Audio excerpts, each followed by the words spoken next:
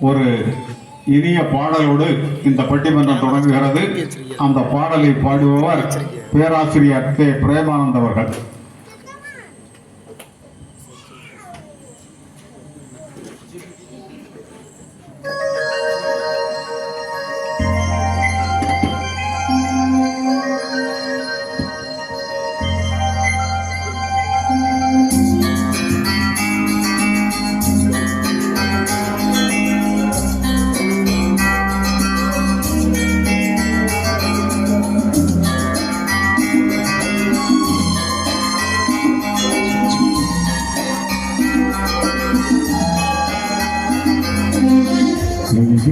தேடி தேடி தேடி அழுந்தேன் தேவை தேவா என்றென்றும் பாடி பாடி உம்மை அழைத்தேன் பாதை வீராதா என்றென்றும் தேடி தேடி தேடி அழுந்தேன் தேவை தேவா என்றென்றும் பாடி பாடி உம்மை அழைத்தேன் பாதை வீராதா காக்கால மேகம் கண்டும் கனலாவே நானே நாதா காக்கால மேகம் கண்டும் கனலாவே நானே நாதா இதயம் திறந்து உதயம் கால முதலது காடு நிறைவா எங்கெங்கும் தேடி தேடி தேடி அலைந்தேன் தேவை தேவா எங்கெங்கும் பாடி பாடி உம்மை அழைத்தேன் பாதை நாதா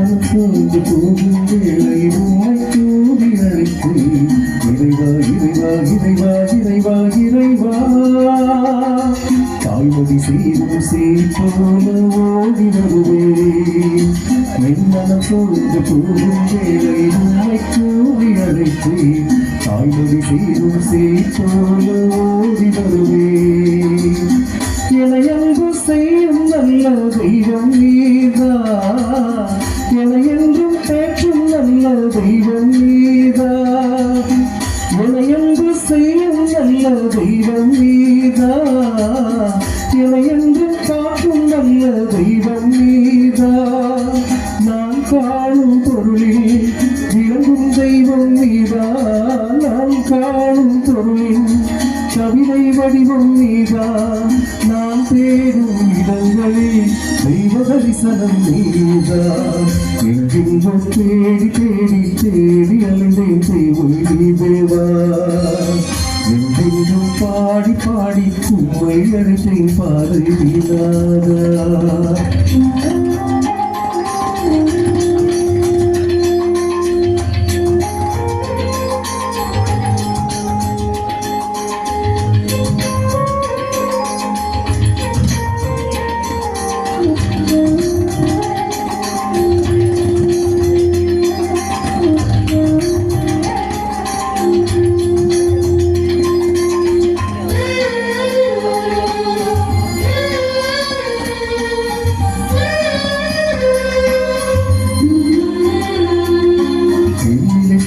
மாறும் வேலை வாசல் தேடி வருவேன் இறைவா இறைவா இறைவா இறைவா இறைவா தாகும் கொண்ட மான் போல ஓடி வருவேன் என்னிலை பாதை மாறும் வேலை வாசல் தேடி வருவேன் தாகும் கொண்ட மான் போல ஓடி வருவேன் என் வழி துணையாயான தெய்வம் நீதா என என்றும் தேற்றும் நல்ல தெய்வம் நீதா என் வழி துணையாயான தெய்வம் நீதா என என்றும் தேற்றும் நல்ல தெய்வம் நீதா நான் பாடும் பொருளில் விளங்கும் தெய்வம் நீதா நான் பேசும் மொழியில் அகர நகரம் நீதா நாம் தேடும் இடங்களில் தெய்வ தரிசனம் நீதா எங்கெங்கோ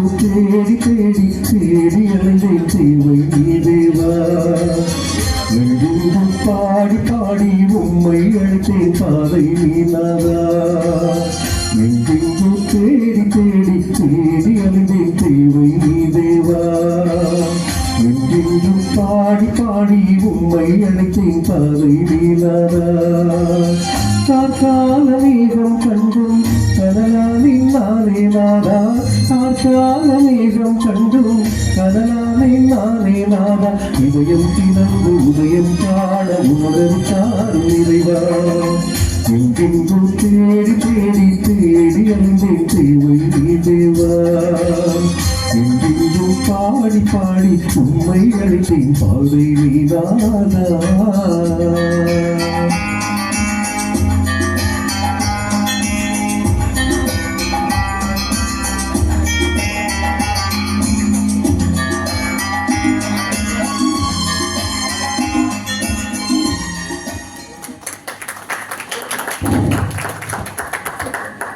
நஞ்சிருக்கும் நெஞ்சிருக்கும் கருணை காட்டும் கருணை வள நல்லவரே வல்லவரே தூயவரே இயேசுநாதா நேசநாதா பேசநாதா பேச நாதா நாவினை தருவாயாக ஆதிமுறை சொன்னவனை அனைத்துயிர்க்கும் முன்னவனை படைத்தவனை பரம்பொருளை மாது மரியன்னை திருமகனை வாழ்த்துவிட்டு வணங்கிவிட்டு தொடங்குகின்றேன் என்றுரையை வழுதரம்பள்ளம் எபனேசர் லுத்தரன் ஆலயத்தில் நடைபெறுகின்ற கிதியோன் வாலிபர் சங்க ஆண்டு விழாவிலே நடைபெறுகின்ற குமரி முத்தமிழ் மன்றத்தாரின் திருச்சபை வளர்ச்சிக்கு பெரிதும் காரணமானவர் ஆடவரா மகளிரா என்ற பட்டிமன்றத்திலே உரையாற்ற வந்திருக்கின்ற மாபெரும் பட்டிமன்ற வீரர்களாம் சொல் சிறுத்தைகளே, இந்த ஆலயத்தை சீரோடும் சிறப்போடும் நேர்த்தியோடும் நேர்மையோடும் நடாத்தி கொண்டிருக்கின்ற பார்வைக்கிரியவர், பழகுவதற்கு எளியவர், நல்லவர், அத்தோடு வல்லவராய் விளங்குகின்ற மதிப்புக்கு மரியாதைக்கு வணக்கத்திற்கு உரிய போதக பெருந்தகை மேசாக் வசந்த் அவர்களே, இளைஞர்களுடைய இதயத்தை கவருகின்ற வண்ணம் மிகச்சிறந்த முறையிலே குறுகிய நேரத்திலே அருளரை ஆற்றிவிட்டு அமர்ந்திருக்கின்ற போதக பெருந்தகை அனஞ்சிக்கோடு திருச்சபையினுடைய போதகர் ஜெனிஸ் ஐசக்ராஜ் அவர்களே, சுருக்கமாக உரை நிகழ்த்திய ஆலய பொருளாளர் தயாக்குமார் அவர்களே, இந்த கிதியோன் வாலிபர் சங்கத்தினுடைய தலைவர் ஜெபசன் அவர்களே, ஆண்டறிக்க படித்த பொருளாளர் பர்லின் அவர்களே, நந்தி உரையாற்றுகின்ற அபின் அவர்களே, இந்த இளைஞர் மன்றத்தினுடைய நிர்வாகிகளே, ஆலயத்தினுடைய நிர்வாகிகளே, மந்த மாரதம் சண்ட மாரதம் வழங்கிக் கொண்டிருக்கின்ற இரவு பொழுதிலே கூடியிருக்கின்ற என் உயிரினும் மேலான தமிழ் பெருங்குடி மக்களே, இறை பக்தர்களே, ஆண்டோரே, சான்றோரே, ஈண்டோரே, போன்றோரே, இருகை வளையோரே, உங்கள் அத்தனை பேருக்கு முதற்கண் என்னுடைய வணக்கத்தை தெரிவித்துக் கொள்கிறேன். நான் வணக்கத்தை தெரிவித்துக் கொள்கிறேன் என்று சொன்ன உடனே எல்லாரும் கைதட்டினீங்க. ஒரு தடவை கைதட்டினால் 2 சொட்டு ரத்தம் வரும் அப்படின்னு தமிழ்ச்செம்மல் பேராசிரியர் முழங்குழி பாலாசர் நான் சொன்னால் நீங்கள் ஏற்றுக்கொள்ள மாட்டீர்கள். அமெரிக்காவை சேர்ந்த ரிச்சர்ட் உம்பராண்டி என்ற அறிஞர் சொல்லி இருக்கிறார், ஒரு தடவை கைதட்டினால் 2 சொட்டு ரத்தம் வரும், பெண்கள் கைதட்டினால் அரை அங்குல கூந்தல் வளரும் அப்படின்னு. அதனால யாரும் இரவு வீட்டுக்கு போய் சாப்பிட வேண்டாம், கைதட்டினா போதும் அப்படின்னு நினைக்க கூடாது. சாப்பிடவும் வேண்டும், கைதட்டவும் வேண்டும். இந்த மகிழ்ச்சியான விழாவிலே மகிழ்ச்சிக்கு அறிகுறியாக எல்லாரும் ஒரு தடவை நல்லா கைதட்டும்படி உங்களை அன்பாக கேட்டுக்கொள்கிறேன். இப்படியே கைதட்டும்படி உங்களை கேட்டுக்கொள்கிறேன். இளமை பருவம் நல்ல பருவம், துடுக்கு நிறைந்த பருவம், நல்லவற்றை செய்ய துடிக்கின்ற பருவம், வெடித்து வருகின்ற பீரங்கி குண்டுகளை கூட நெஞ்சை காட்டி தடுத்து நிறுத்த துணிகின்ற பருவம், தேக்குமர தேகத்துக்கு சொந்தக்காரர்களாகிய பருவம். ஆகவே இளைஞன் எழுந்தால் இந்த நாடு இளம், இளைஞன் வீழ்ந்தால் இந்த நாடு விழும். இந்த வழுதனம்பள்ளம் எபரேசர் லூத்தர் ஆலயத்தைச் சேர்ந்த கிதிமோன் வாலிபர் சங்க இளைஞர்களெல்லாம் சேர்ந்து இந்த விழாவை நடாத்தி கொண்டிருக்கிறீர்களே, உங்களை பாராட்டுகிறேன், வாழ்த்துகிறேன், வணங்குகிறேன். இப்போது பொதுவாக ஆலயங்களிலே இளைஞர்கள் மன்றம் வாலிபர் சங்கம் இல்லை, இருந்தாலும் யாரும் வரமாட்டாங்க. இங்கே துடிப்பாக செயல்படுகின்ற இளைஞர்களை உள்ளபடியே நான் பாராட்டுகிறேன், வாழ்த்துகிறேன். சத்துருவை நேசிக்கும் தன்மை காட்டி தனிநிலையாய் இறையர்களின் தயவை கூட்டி சுத்தமலா அற்பர்களை தூர ஓட்டி தூயதே இழை என்று துளங்க காட்டி வித்தகமாய் சீடருக்கு விழிப்பு காட்டி விண்ணவர்க்கும் மன்னவர்க்கும் உண்மை காட்டி வாழ்ந்திட்ட இறைமகன் இயேசுநாதர் நம் ஆண்டவர், மறுபக்காய் சிலுவையில் மாண்டவர், 3ஆம் நாள் மீண்டவர் என்று போற்றப்படுகின்ற இறைமகன் இயேசுநாதருடைய வாழ்க்கை வரலாற்றையும் அவருடைய முன்னோருடைய வரலாற்றை கூறுவது பைபிள். நம்முடைய பைபிள்ல 66 புத்தகங்கள். எத்தனை எழுத்துக்கள்? 3,55,66,480 எழுத்துக்கள் உள்ளன. இவ்வளவு புரிஞ்சுதா? திரும்ப ஒரு தடவை சொல்லி 3,55,66,480 எழுத்துக்கள் உள்ளன. இந்த நம்ம பைபிள்ல. கத்தோலிக்க திருச்சபை பைபிள்ல 72 புத்தகங்கள் உள்ளன. கூடுதல் இருக்கு. ஆர்த்தடாக்ஸ் பைபிள்ல 77 புத்தகங்கள் உள்ளன. ஆக இந்த பைபிளை புரட்டி பார்க்கின்ற நேரத்தில் திருச்சபை வளர்ச்சிக்கு ஆண்கள் பெரிதாக துணை செய்தார்களா, இல்லை பெண்கள் பெரிதாக துணை செய்தார்களா? நடைமுறையிலே ஆண்கள் பெரிதாக துணை செய்கிறார்களா, இல்லை பெண்கள் பெரிதாக துணை செய்கிறார்களா? இதே மாதிரி ஒரு பட்டிமன்றத்திலே நான் பேசினேன். நான் 51 ஆண்டுகளாக மேடையிலே பேசிக் கொண்டிருக்கிறேன். இந்த ஆலயத்திலே நான் 4வது தடவையாக பட்டிமன்றம் பேசுவதற்காக வந்திருக்கிறேன்.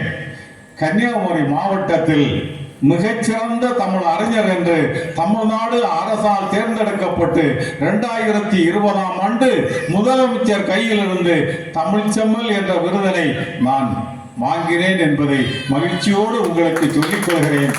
9 பேர் கன்னியாகுமரி மாவட்டத்தில் தமிழ்ச்செம்மல் விருது வாங்கி இருக்கிறார்கள். அதுல 2 பேர் தான் கிறிஸ்தவர்கள். அதிலே ஒருவன் நான் என்பதை சொல்வதிலே மிகவும் மகிழ்ச்சி அடைகிறேன்.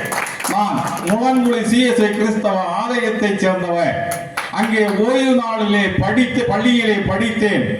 ஐரேனிபுரம் சேகர ஆலயத்திலே நடந்த அத்தனை பேச்சு போட்டியிலும் கலந்து கொண்டேன். அத்தனை பேச்சு போட்டியிலும் நான் தான் முதல் பரிசு பெற்றேன் என்று சொல்வேன் என நினைத்தீர்களா? ஒரு 35 பைசாவுக்குள்ள கண்ணாடி கிளாஸ் கூட பரிசாக நான் வாங்கவில்லை. ஆனாலும் மனம் தளரவில்லை. பேசினேன் என்று தமிழ்நாடு, கேரளா, பெங்களூர் எல்லா இடங்களிலும் பேசிக் கொண்டிருக்கிறேன். எனக்கு 69 சீடர்கள் உண்டு இலக்கிய உலகிலே. இங்கே இருக்கின்ற 4 பேரும் இலக்கிய உலகில் என்னால் அறிமுகப்படுத்தப்பட்டவர்கள். நான் 10 புத்தகங்கள் எழுதியிருக்கிறேன். ஒரு புத்தகம் ஹோலி கிராஸ் மகளிர் கல்லூரியிலே பாடத்திட்டத்தில் மாணவிகள் படிப்பதற்காக வைக்கப்பட்டிருக்கிறது. என்ன புத்தகம் என்றால் யூத இனம் காத்த மகாராணி எஸ்தர் என்ற நாடகம். பேச்சை தொடங்குவதற்கு முன்னால இவர்களை அறிமுகப்படுத்த வேண்டும். திருச்சபை வளர்ச்சிக்கு பெரிதும் காரணம் ஆடவரா மகளிரா? ஆண்கள் என்ற அணியிலே அணித்தலைவராக வரக்கூடியவர் கவிஞர் பால்ராஜ் அவர்கள் இல்ல, பேராசிரியர் பிரேமானந்த் அவர்கள். அவர் சாரு ஒரு பள்ளியில வேலை பார்க்குவதா சொன்னாரு. நீங்க என்ன பேராசிரியர் சொல்லிங்க, போய் சொல்கிறீர்களா? தண்டவாளம் இல்லாம ட்ரெயின் ஓடுமா? ஓடாது. தரையிலே மீன் வாழுமா? வாழாது. பூனைக்கு எலி தாலி கட்டுமா? கட்டாது. என் வாயிலிருந்து பொய் வருமா? வராது. அவர் பேராசிரியர் தான். சென்னை YMCA கல்லூரியிலே பேராசிரியராக பணியாற்றினார். ஆனக்குழி ஆசானுடைய பெயரை, ஆனக்குழி ஆசான் குடும்பம் எப்படிப்பட்ட குடும்பம் என்பது தெரியும். பெற்றோரை பேணி பாதுகாப்பதற்காக பேராசிரியர் பணியை விட்டுவிட்டு ஆசிரியராக வந்தார். அவர் மிகச்சிறந்த பாடகர். இசைக்குழுவில் வைத்து நடத்தி கொண்டிருக்கின்ற அந்த மிகச்சிறந்த பாடகர், பேச்சாளர், மிகச்சிறந்த பண்பாளர், எல்லோருக்கும் விருப்பமான பிரேமானந்த் அவர்கள் MSc, B.Ed, M.Ed, M.Phil பட்டதாரி. அவரை நான் உங்களுக்கு அறிமுகப்படுத்துகிறேன். அடுத்ததாக ஆடவர் அவர்தான் என்ற அணியிலே வரக்கூடியவர் பாசமுக்கு சகோதரர் சுரேந்திரன் எம்ஏ எம்எட் அவர்கள். உங்க எல்லாருக்குமே அவரை நன்றாக தெரியும்.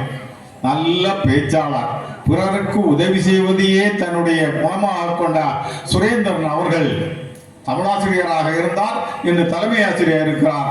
அவர் ஆடவர்களுக்காக பேச வருகிறார். அதெல்லாம் கைதட்டி அவரை பாராட்டும்படி கேட்டுக்கொள்கிறேன். இங்க ஒரு தடவை எழுந்து நில்லுங்க, எழுந்து. கவிஞர் பால்ராஜ் எம்டிஹெச். போதகர்கள் படிக்கின்ற படிப்பை படித்தவர், ஆனால் போதகர் இல்லை.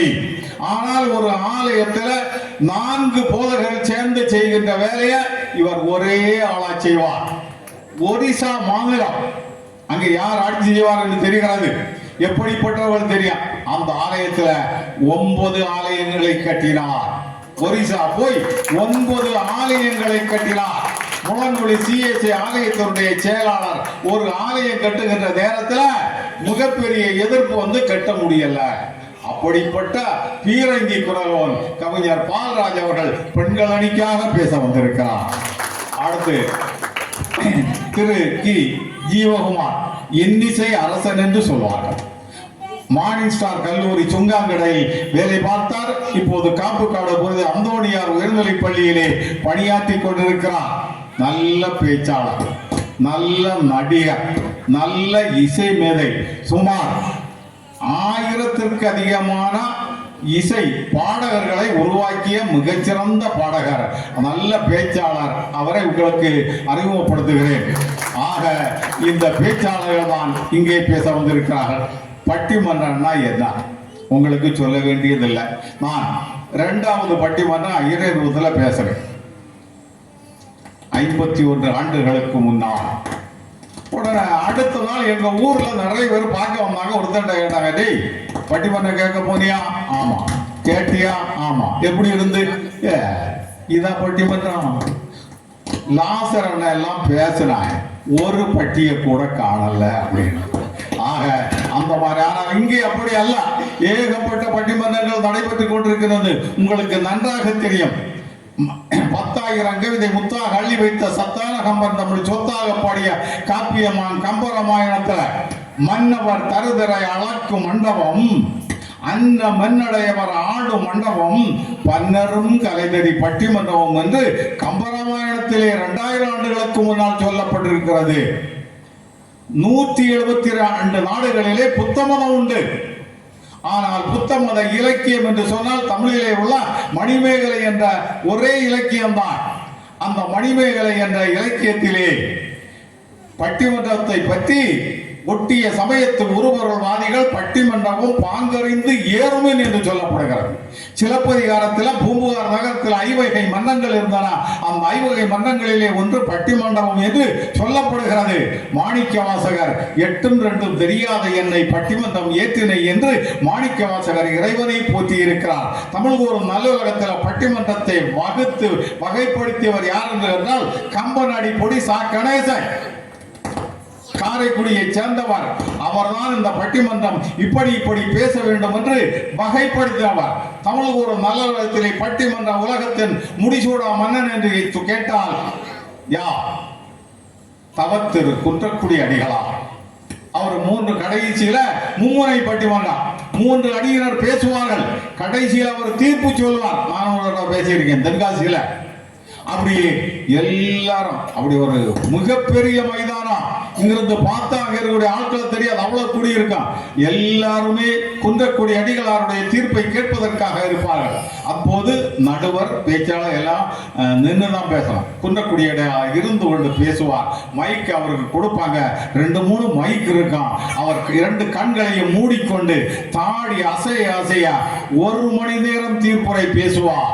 ஒரு குண்டூசி விழுந்தா கூட கேட்கக்கூடிய அளவுல அருமையா பேசுவாரு. அந்த அளவுக்கு மிகச்சிறந்த பேச்சாளராக இன்றும் மதிக்கக்கூடியவர் குன்றக்குடி அடிகளார். வேற எங்கும் பட்டிமன்றம் கிடையாது. அமெரிக்காவை சேர்ந்தவன் இந்தியாவுக்கு வந்தான், தமிழகத்துக்கு வந்தான், பட்டிமன்றத்தை பார்த்தான். என்னடா இது 3 மணி நேரம் ஆடாம அசையாம இருக்காங்க. ஒரு நடிப்பு இல்ல, பாட்டு இல்ல, மேக்கப் இல்ல, இதை கெடுக்கிறார்களே என்று கேரளா போய் பட்டிமன்றம் பேசுகிறேன் என்று சொன்னால் அவர்கள் சிரிப்பார்கள், அவர்களுக்கு தெரியாது. ஆக பட்டிமன்றம் தமிழ் ஒரு நல்லுலகத்துக்கு உரிமையானது. நம்முடைய பைபிள்ல ஏகப்பட்ட பட்டிமன்றங்கள் இருக்கிறது.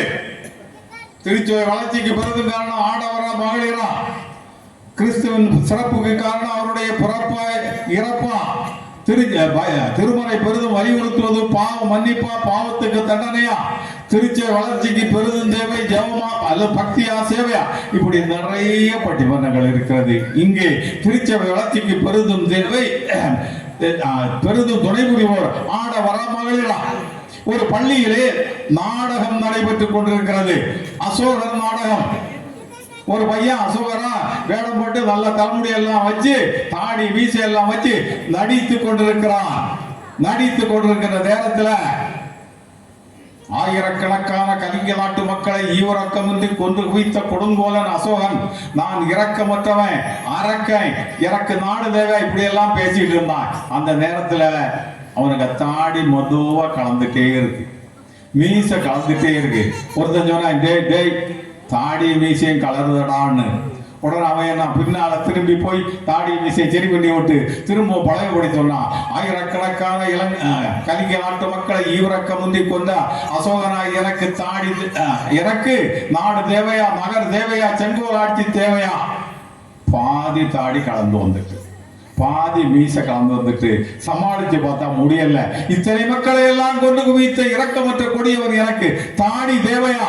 தாடியை பிடிச்சா தூக்கி தூர எறிஞ்சான். மீசை தேவையா? மீசையை பிடுங்கிறாய், தூர எறிஞ்சான். அந்த இடத்திலே கைதட்டல் அடங்க ரொம்ப நேரம் ஆச்சு, சமாளித்து விட்டான். ஒரு பெண்கள் கல்லூரி, கட்டுப்பாடான கல்லூரி, என்ன பண்ணாலும் சரி டிசியை கொடுத்து அனுப்பி விட்டுடுவாங்க. ஒரு பெண் பசியா இருந்தால் பக்கத்து பொண்ணுடைய டிஃபன் பாக்ஸை திறந்தா அங்கே அவிச்ச முட்டை இருந்து ஒரு முட்டை எடுத்து அப்படியே வாய்க்குள்ள போட்டான். போட்டுட்டு சவைக்க போ முன்னால பேராசிரியை எழுப்பி ஒரு கேள்வி கேட்டா. இவ பதில் சொன்னால் வாய்க்குள்ள முழு முட்டை இருப்பது தெரிந்து போகும், படிக்க முடியாது. உடனே வீட்டுக்கு அனுப்பி விடுவார்கள். அப்படியே வாய் அப்படி உப்பி வச்சுட்டு ஆடு திருடிய போல அப்படியே நின்று கொண்டு இருக்கிறார். உடனே பக்கத்து மாணவி எழுப்பினார். மேடம், உங்களுக்கு விஷயம் தெரியாதா? தெரியாது. என்ன? அவளுக்கு ஒரே பல்லு வேதனை, வாயை திறக்க முடியாது. இருந்தாலும் படிப்பில் உள்ள பெரிய ஆர்வத்தினால இங்க படிக்க வந்திருக்கியா, அதனால பேச முடியாதுன்னு. அப்படியாம்மா? உடனே சரி சரி உட்காரு உட்காரு உட்காரு. ஏப்பா பாத்தியலா, அவளுக்கு பல்லு வேதனை, வாயை திறக்க முடியாது, ஒரே வேதனை. இந்த நேரத்தில் கூட படிப்பின் மீது கொண்ட ஆர்வத்தினால இங்க வந்திருக்க, நீங்களும் இவனை போல செயல்படுங்க அப்படின்னு. ஆக சொன்னது உண்மையா பொய்யா? பொய். ஆனால் வள்ளுவர் சொல்லி இருக்கிறார், பொய்மையும் வாய்மை இடத்தவாம் பொறை தீர்ந்த நன்மை பயக்குமனின். அது மாதிரி பட்டிமன்றத்திலும் சில நேரங்களிலே பொய்யும் வாய்மையுடையதாக இருக்கும். ஒருவன் படித்து முடித்தான், வேலை தேடி அலைந்தாய், கிடைக்கல, திருமணம் புரிய போறான். ஒரு இடத்துல எல்லாம் சொன்னாங்க, ஏய் சொந்த வீடு இருக்கா? இல்ல. சொந்த சொத்து இருக்கா? இல்ல. பின்ன எப்படி உன கல்யாணம் பண்ணி தரது? முதல்ல சொத்து வாங்கு, வீடு கட்டு, அதுக்கு பிறகு வா கல்யாணம் பேசுவோம். இவன் பார்த்தான், வேலை தேடினான் தேடிக்கொண்டே இருந்தான். எங்கே வேலை கிடைக்கல. திடீரென்று ஒரு நாள் தினத்தந்தி பத்திரிகையிலே ஒரு விளம்பரத்தை பார்த்தான். அரேபியாவில் பேரிச்சம்பரத்தில் ஏறி பேரிச்சம்பரம் பறிக்கக்கூடிய வேலை. அதுக்கு இன்டர்வியூ பம்பாய் கடற்கரையில. என்ன செய்யணும்? படார்னு தென்னை மரத்துக்கு உச்சியில ஏறணும். யார் வேகமாக ஏறுகிறார்களோ அப்படி ஏறுகின்ற 10 பேரை தேர்ந்தெடுப்பார்கள். எல்லாருக்கும் முறை வந்தது, விசில் அடிக்காங்க, வேகமாக ஏறுகிறார்கள். இவனுடைய முறை வந்தது. எல்லாரும் ஏறினதோட மிக மிக வேகமா ஏறினான். அப்படி உச்சியை அடைந்தான். அடைந்த உடனே இவனுடைய தலை சுத்தியது, ரொம்ப வேகமாக தலை சுத்தியது, கண்ணெல்லாம் இருண்டது, கைகால் வரைத்தது, கீழே விழுவும் போல இருந்தாய். அந்த தென்னை மரத்தினுடைய கொண்டை அப்படியே பலமா பிடித்து கொண்டான். அலர்னான், ஐயோ நான் சாக போறேன், கையெல்லாம் நடுங்குது, தலை சுட்டுது, கீழே விழுந்துடுவேன், செத்து போவேன், என் அப்பா அம்மா ஒரு தடவை பார்த்தா போலாம் அப்படின்னு நினைத்து அலறுகிறான். அவன் அலறியதை கீழே நின்ற சேக் கேட்டுக்கொண்டிருக்கிறான். சேக்குக்கு தமிழ் தெரியாது. அவன் பக்கத்தில் இருந்த ஏஜென்ட்ட கேட்டான், இந்த தென்னை மரத்துக்கு உச்சியில் இருக்கு, அரேபிய மொழியில தென்னை மரத்துக்கு உச்சியில் இருக்கக்கூடிய இந்த பையன் என்ன சொல்லியான்னு உடனே அவன் சொன்னான், படாருன்னு அந்த ஏஜென்ட் சொன்னான், சேக் அவர்களே, இந்த தென்னை மரத்துக்கு உச்சியில ஏறினது போதுமா இல்ல இங்க இருந்து அப்படியே அடுத்த தென்னை மரத்துல தாவட்டமா அப்படின்னு கேட்கா. உடனே சேக் சொன்னான், வேண்டாம் வேண்டாம், அவனை செலக்ட் பண்ணியாச்சு, கீழே இறங்கி சொல்லுங்க அப்படின்னு. அவன் கீழே இறங்கினான், தேர்ந்தெடுக்கப்பட்டான், வேலை பார்த்தான், நிறைய சம்பாதிச்சான், இடம் வாங்கினான், வீடு கட்டினான். மிகச்சிறந்த முறையிலே அவன் திருமணத்தை புரிந்து கொண்டு மிகச்சிறந்த மனிதனாக நாகூரில் இருக்கான். அந்த ஏஜென்ட் சொன்னது உண்மையா பொய்யா? பொய் தான் சொன்னான். ஆனால் அது உண்மையாக ஒருவருடைய வாழ்வுக்கு வழிகாட்டியது. ஆக பட்டிமன்றத்திலே சில வேளைகளிலே செய்கின்ற பொய்யானது உண்மையாக மாறி உண்மை பயக்கம். அதனால நீங்க எல்லாம் ரொம்ப அறிவாளிகள், ரொம்ப திறமசாலிகள். உங்களுக்கு எது உண்மை எது பொய்ன்னு தெரியும். நான் இந்த தலைப்புக்குள்ள வரல.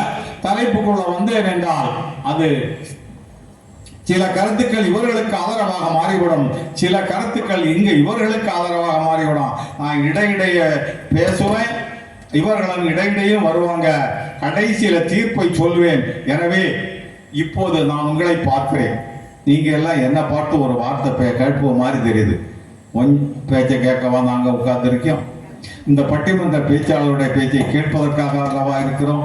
இந்த நேரத்துல நீங்க ரொம்ப அதிக பிரசங்கித்தனை எல்லாம் பண்ணாதுங்க, உங்க பேச்சை நிறுத்துங்க, பேச்சாளர்களை பேச விடுங்கள் என்று சொல்வது போல் எனக்கு தெரிகிறது. ஆகையினால நான் என்னுடைய பேச்சை தற்காலிகமாக நிறுத்தி கொண்டு திருச்சபை வளர்ச்சிக்கு பெரிதும் துணை புரிவோர் பெண்களே, ஏன்னா இன்று எல்லா இடத்திலையும் பெண்களுக்கு ரொம்ப முக்கியத்துவம் உண்டு. பெண்கள் இந்த சமுதாயத்தின் கண்கள். மங்கையராக பிறப்பதற்கே மாதவம் செய்திட வேண்டுமம்மா என்றார் கவிமணி. ஒரு பட்டிமன்றத்தில் நான் சொன்னேன், மதங்கள் பிழைத்திருப்பது மாதர்கள் தயவால். உன்னை நடுவர் படார்னு கேட்டாரு, என்ன சொன்னீங்க? மதங்கள் பிழைத்திருப்பதே மாதர்கள் தயவால். முஸ்லிம் மதம் எந்த மாதர்கள் தயவால் பிழைத்திருக்கிறது? உன்னை நான் சொன்னேன், நடுவர் அவர்களே, நான் என்ன சொன்னேன்? மதங்கள் பிழைத்திருப்பது மாதர்கள் தயவால் என்று சொன்னேன். எல்லா மதங்களும் மாதர்கள் தயவால் பிழைத்திருக்கிறது என்று சொல்லவில்லை. எனவே முஸ்லீம் தான் ஆண்களால் பிழைத்திருக்கலாம் அப்படின்னு சொன்னேன். பொதுவாக மதங்கள் பிழைத்திருப்பது மாதர்கள் தயவால் என்று சொல்வார்கள். எனவே எதிலும் பெண்களுக்கு முன்னுரிமை உண்டு, லேடிஸ் ஃபர்ஸ்ட். எனவே முதலாக இங்கே திருச்சபை வளர்ச்சிக்கு பெரிதும் காரணம் பெண்களே என, மகளிரே என கவிஞர் பால்ராஜ் அவர்கள் வருகிறார்கள். கவிஞர் பால்ராஜ் அவர்களே, வாருங்கள், உங்கள் கருத்தனை தாருங்கள்.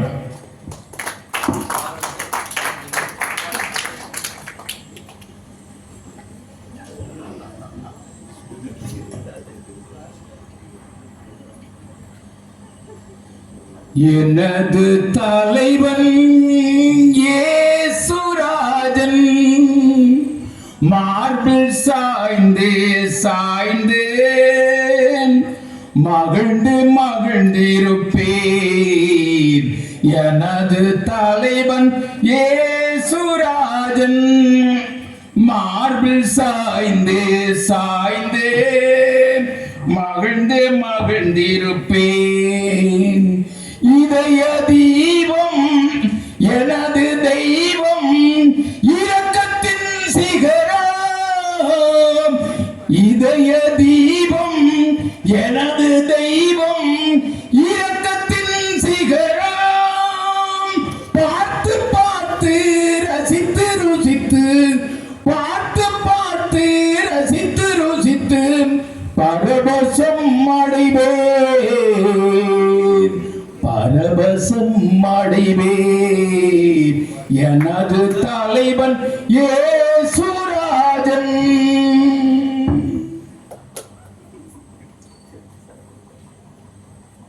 நடுவர் அவர்களே, நடைபெற்றுக் கொண்டிருக்கின்ற பட்டிமன்றம். நான் தான் நடுவர், சொல்லுங்க. நீங்க தான் நடுவரா? எனக்கு கண்ணு சற்று கோளாறு போல இருக்கு. நடுவர் அவர்களை, நடைபெற்றுக் கொண்டிருக்கின்ற பட்டிமன்றம் தலைப்பு என்ன? திருச்சபை வளர்ச்சிக்கு பெரிதும் காரணம் பெண்களா ஆண்களா? நீங்க முதல்ல ஒரு வார்த்தை சொன்னீங்க, ஆண்டவரே திருச்சபை வளர்ச்சிக்கு காரணம் என்று நல்ல தீர்ப்பை சொன்னீர்கள். அதற்காக நன்றி படைக்கின்றேன். நடுவரவர்களை சொல்லுங்க. ஒரு திருச்சபை வளர வேண்டும் என்றால் அதில் தூண்களாக விளங்குகின்ற சில கருத்துக்களை நான் சொல்ல இருக்கின்றேன். எந்த திருச்சபை வளர வேண்டும் என்று சொன்னாலும் ஜபம் வேண்டும். ஜபம் இல்லாத வீடு கூரை இல்லாத வீடு. கூரை இல்லாத வீட்டிலே தங்கி தாவரிக்கின்ற 2 நபர்கள் இருக்கிறார்கள், பார்த்துக் கொள்ளுங்கள். சரி, நீங்க எந்த தலைப்புல பேச வந்திருக்கீங்க? திருச்சபை வளர்ச்சிக்கு பெரிதும் துணை நிற்பது பெண்களே, பெண்களே, பெண்களே. நீங்க ஒரு ஆணா இருந்து பெண்களுக்காக பேச வரலாமா? ஆணா இருந்தாலும் என்னை பெற்றெடுத்தது ஒரு தாய். தாயை பற்றி பேசாமல் யாரை பற்றி பேசுவது? அதான் உங்க மனைவி சொன்னதுனால. இந்த பொழுதில் பெரிதும் தன் மகனை சார்ந்தோன் என கேட்ட தாய் என்று சொன்ன அந்த தாயை பற்றி பேசுகிறேன். ஆகையினாலே நடுவர் அவர்களே, திருச்சபை வளர்ச்சிக்கு பெரிதும் காரணம், பெரிதும் துணை நிற்பவர்கள் பெண்களே, பெண்களே. அதற்கு முதல் தோள் ஜபம். ஜபம் செய்பவர்கள் பெண்கள். அழுது புலம்பி ஆண்டுடைய சமூகத்திலே தரித்திருந்து வரங்களை பெற்றுக் கொள்கின்ற பெண்கள் தான் திருச்சபையின் தூண்கள். ஆகவே ஆண்கள் ஜெபம் செய்ய மாட்டாங்களா? ஆண்கள் நீங்க பார்த்திருக்கா? எந்த இடத்திலேயாவது ஒப்பாரி வைக்கிறது பார்த்திருக்கா? கண்ணீரை வராது, கல் நெஞ்சு. ஆண்கள் என்ன கல் நெஞ்சு இறங்காது. ஆனா பெண்கள் அழுகின்ற போது கர்த்தர் இரக்கமுள்ளவராக அருள் செய்கிறார். கேட்ட வரத்தை கொடுக்கின்ற ஆண்டவருடைய சமூகத்திலே தரித்திருந்து ஜெபிப்பவர்கள் பெண்கள். ஆகவே திருச்சபையின் வளர்ச்சிக்கு முக்கியமான ஒரு தூண் ஜபம். அந்த ஜபம் அதிகமாக ஜெபிப்பவர்கள் பெண்களே, பெண்களே. ஆகையினாலே தான் நான் சொல்லுகிறேன், திருச்சபை வளர்ச்சிக்கு பெரிதும் காரணம் பெண்களே, பெண்களே, பெண்களே என்று சொல்லுகிறேன். பெண்கள் கைதட்டினீங்கன்னா அவர் உற்சாகமா பேசுவாரு. உங்களுக்காக பேசியாரு, நீங்க கைதட்ட கூடாதா? நடுவர் சொன்னது அவங்க மறந்துட்டாங்க. ஒரு தடவை கைதட்டினா 2 சொட்டு ரத்தம், அதிகமாக கைதட்டினா அதிக ரத்தம் உருவாகிறதுனால அதிகமாக நீங்கள் கைதட்ட வேண்டும். பெண்கள் கைதட்டாவிட்டால் நம் அணி தோற்று போகும். ஆகையினாலே ஜெபிக்க வேண்டும்.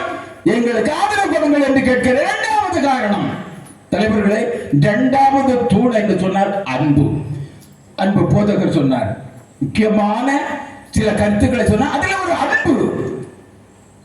பெண் என்றாலே இரக்கம், தயவு, கருணை, அன்பு. பெண் என்றால் பேயும் இறங்கும். பேயும் இறங்கும். ஆனா இறங்காத 2 பேர் இருக்கிறார்கள். யாரு? பிரமானந்தம், அன்பு நண்பர் சுரேந்திரன் அவர்கள். இந்த உலகத்திலே பெண்களுக்கு இறங்காத 2 நபர்கள் என்று சொன்னால் அன்பு நண்பர்கள். நடுவர் அவர்களே, 2வது தூண் அன்பு.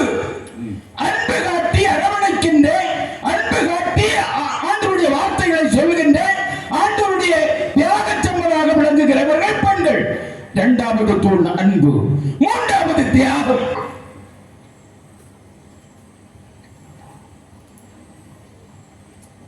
அன்புக்கு சில கவிதைகள் பாடியிருக்கிறார்கள். ஒரு தாய் தேற்றுவது போல் என் நேசர் தேற்றுவார். ஒரு தாய் தேற்றுவது போல் என் நேசர் தேற்றுவார். கரம் பிடித்து நடத்துவார், கண்மலையில் நிறுத்துவார். ஒரு தாய். நடுவர் அவர்களே சொல்லுங்க. தாய் தேற்றுவது போல ஆண்டவர் தேற்றுகின்றார் என்று சொன்னார். ஆண்டவருடைய ஓமையே தாய். அப்படி என்று சொன்னால் பெண்கள் தான் திருச்சபையின் வளர்ச்சிக்கு பெரிதும் காரணமானவர்கள் என்பதை ஆணித்தரமாக நான் சொல்லுகிறேன். தாய்க்கு அன்பு வற்றி போகுமா? தனது பிள்ளை அவள் மறப்பாளா? இதற்கு மேலே வேண்டுமா? 2வது தூண் அன்பு. 1வது தூண் ஜெபம். தாய் சொல் கேட்காத வௌவால் தலைகளாக தொங்கும். கரெக்டாக சொன்னியா? தாய் சொல் கேட்கக்கூடிய வௌவால் எல்லாம் அப்படியே நட்டுக்கு நிற்குமா?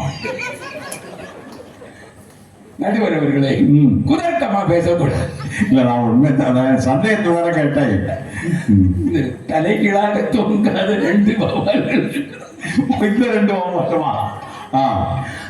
3வது தூண் தியாகம். தன்னையே அப்படி முன்கூட்டியே கொடுக்கக்கூடிய தியாக செம்மல்கள் பெண்கள். எந்த ஒரு பிரதிபலனுமே எதிர்பார்க்க மாட்டார்கள். ஆக வீட்டிலாக இருந்தாலும் சரி, எல்லாம் தியாகிகள், தியாகிகள், தியாக செம்மல்கள். ஆண்டவரே, ஆண்டவருடைய சமூகத்திலே தியாகத்தோடு எல்லாவற்றையும் செய்கிறவர்கள். அப்படி தியாகத்திலே முன் உதாரணமாக இருப்பவர்கள் பெண்கள். அதாவது நீங்க தியாகம்னு சொன்னீங்க. ஒரு கணவன்கிட்ட மனைவி பட்டு கேட்டான். அவன் பட்டு போனான். கடன் பட்டு, கஷ்டப்பட்டு, நஷ்டப்பட்டு, துன்பப்பட்டு, துயரப்பட்டு, சொல்லப்பட்டு, லோன் பட்டு வாங்கி கொடுத்தான். நடுவர் சொல்லலைங்க. நேர மனைவிட்ட கொண்டு கொடுத்தான். மனைவி ரொம்ப சந்தோஷப்படுவான்னு நினைச்சான். அவன் அப்படியே வாங்கி பார்த்துட்டு கேட்டா, பொட்டக்கண்ணா மேட்சா பிளவுஸ் எடுக்க தெரியல, நீ எல்லாம் ஒரு மனுஷனான்னு. நடுவர்களே, இப்ப பழைய காலத்துல இருக்கிறீங்க. இன்னைக்கு பெண்கள் செலக்ஷன் பண்ணுவது ரொம்ப வித்தியாசமானது. அந்த காலத்துல இருக்கிற புதிய நவீன காலம். ஆன்லைன்ல அவங்க கரெக்டா செலக்ட் பண்ணி அனுப்பிடுவாங்க. எந்த கலர் வேணும், எந்த மேட்சி வேணும், கிளியரா கிடைக்கும். ஜவுளி கடைக்கு போக வேண்டிய அவசியமே இல்லை. அந்த காலத்துல நீங்க சொன்ன கஷ்டப்பட்டு, நஷ்டப்பட்டு, பாடுபட்டு எல்லாத்தையும் தொலைச்சான். இன்னைக்கு அப்படி கிடையாது தலைவர்கள், நடுவர் அவர்களை. இன்று யாரிடம் பஞ்சம்? பஞ்சம் என்பது வட தேசத்துல, இந்திய தேசத்துல, தென் தேசத்துல பஞ்சமே இல்லை. பஞ்ச பராரிகள் இங்க இல்லை. நடுவர் அவர்களை, மூன்றாவது தியாக செம்மல்களாக பெண்கள் பிள்ளைகளை ஆளாக்கி, பிள்ளைகளை அன்றைய திருப்பணிகளுக்காக அர்ப்பணம் செய்கின்ற தியாக செம்மல்கள். ஒரு அன்னாள் பாருங்கள், திருமலையில் வருகின்ற ஒரு அன்னாள் சாமுவேல் என்ற ஒரு தீர்க்கனை இந்த தேசத்திற்கு தந்து திருமலையிலே இன்று போற்றப்படுகின்ற அந்த தியாக செம்மல் அன்னை.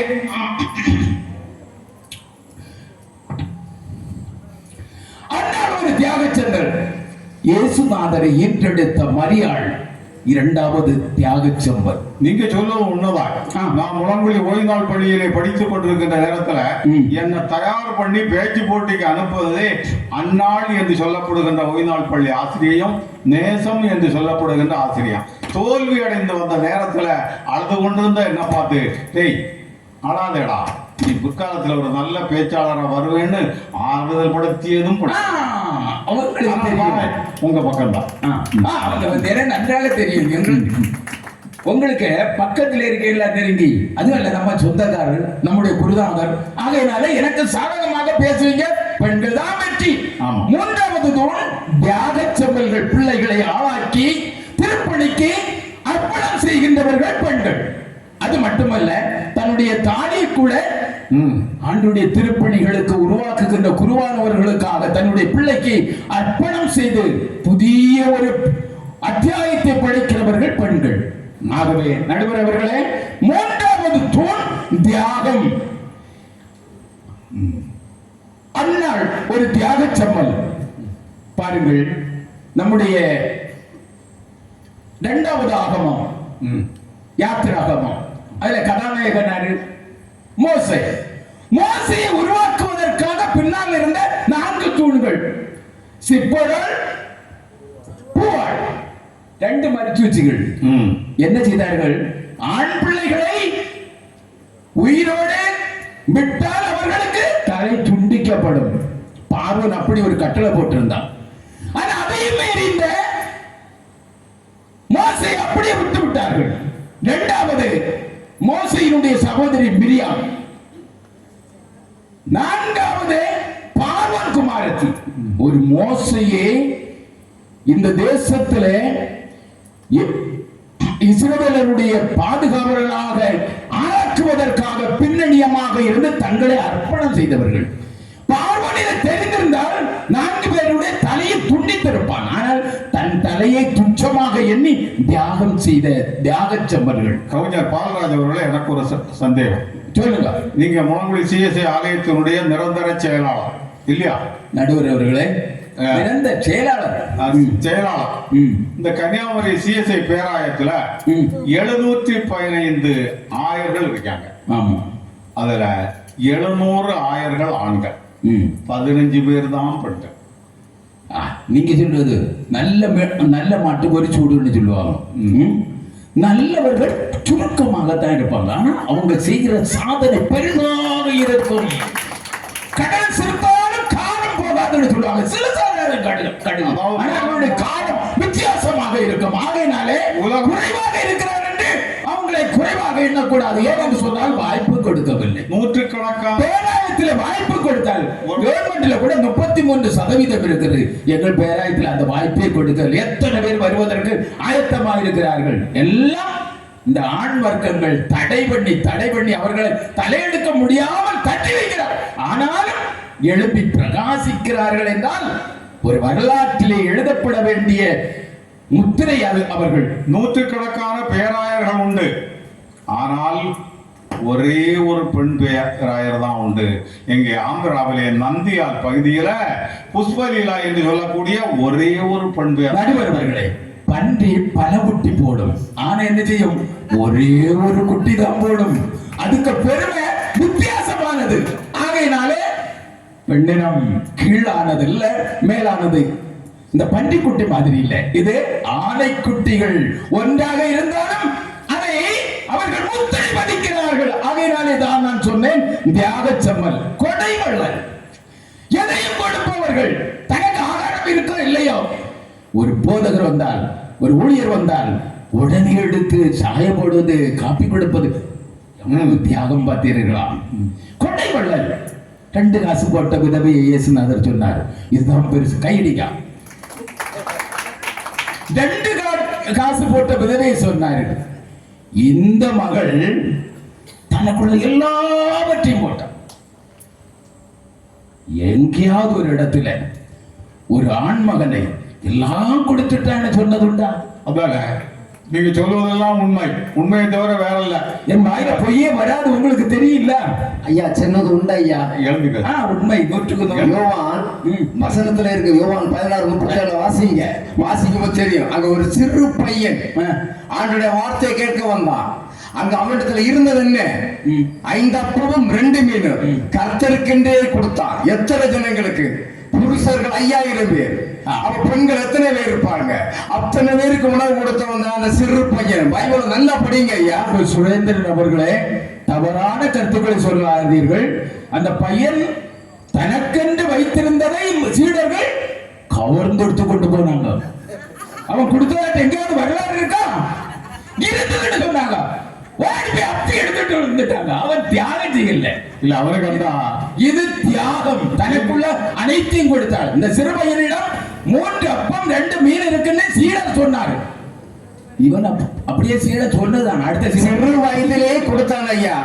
சிறு வயதிலே ஆண்டவருடைய வார்த்தையை கேட்க வந்த பையன். பைபிள் வசனம் சொல்லுகிறது, சிறு பையன் ஆண்டவருக்காக கொடுத்திருக்கின்றார். கொடுக்கின்றவர்கள் ஆண்களே தான். நீங்க ஆசிரியரா ஊழியரா? தவறான கருத்துக்கள் சொல்ல. பையனிடம் இருந்தது உண்மை. இல்ல 5 மீன் அந்த ரெண்டு மீன் இருந்தது. கொடுத்ததாக எந்த இடத்துல இருக்கிறது? கொடுத்து அனுப்புறது அம்மா தானே. அம்மா கூட அம்மா யோவான் அதிகாரத்தை படியுங்கள். படித்தா தெரியும். வந்து படிச்சு சொல்லுங்க. சரி நடுவர் அவர்களே, தியாக செம்மல்கள், கொடை வள்ளல்கள், அடுத்த தாழ்மை உள்ளவர்கள். இங்க போதகர் நம்முடைய வாலிப தம்பிகளிடம் தாழ்மை உண்டான்னு கேட்ட யாருமே கை தூக்கல. ஆனா எங்கள் தாய்மார்களிடம் கை தூக்குங்கன்னு சொன்னா அத்தனை பேர் இருந்து தாழ்மை உண்டா உங்களுக்கு? ஆனா பெண்கள் எல்லாம் தாழ்மை உடையவர்கள். தாழ்மை உடையவர்கள். கணவன் என்ன சொன்னாலும் கேட்டு நடப்பார்கள். கண்டிப்பாக. சரி சரி, உண்மைதானே? உண்மைதான். சரி சரி. தாழ்மை உள்ளவர்கள். தாழ்மையிலே தான் திருமறையை கட்டி எழுப்ப முடியும், திருப்பணிகளை கட்டி எழுப்ப முடியும். தாழ்மைக்கு இலக்கணம் பெண்கள். அடுத்த பெண்கள் நன்றி உள்ளவர்கள். நன்றி உள்ளவர்கள். 7வதாக இறையன்பு மிக்கவர்கள், இறை பக்திகள். பக்தர்களோட பக்திகள் அதிகமாக இருக்கிற. அவருக்கு உபவாச கூட்டம் போடுங்க, பெண்கள் தான் அதிகமாக வருவாங்க. ஆல்நைட் பிரேயர் போடுங்க, பெண்கள் தான் அதிகமாக வருவாங்க. 8வது, பாவத்திற்கு விலகி ஓடுகின்ற நல்ல பண்பாளர்களாக நம்முடைய பெண்கள் இருக்கிறார்கள். நடுவர் அவர்களே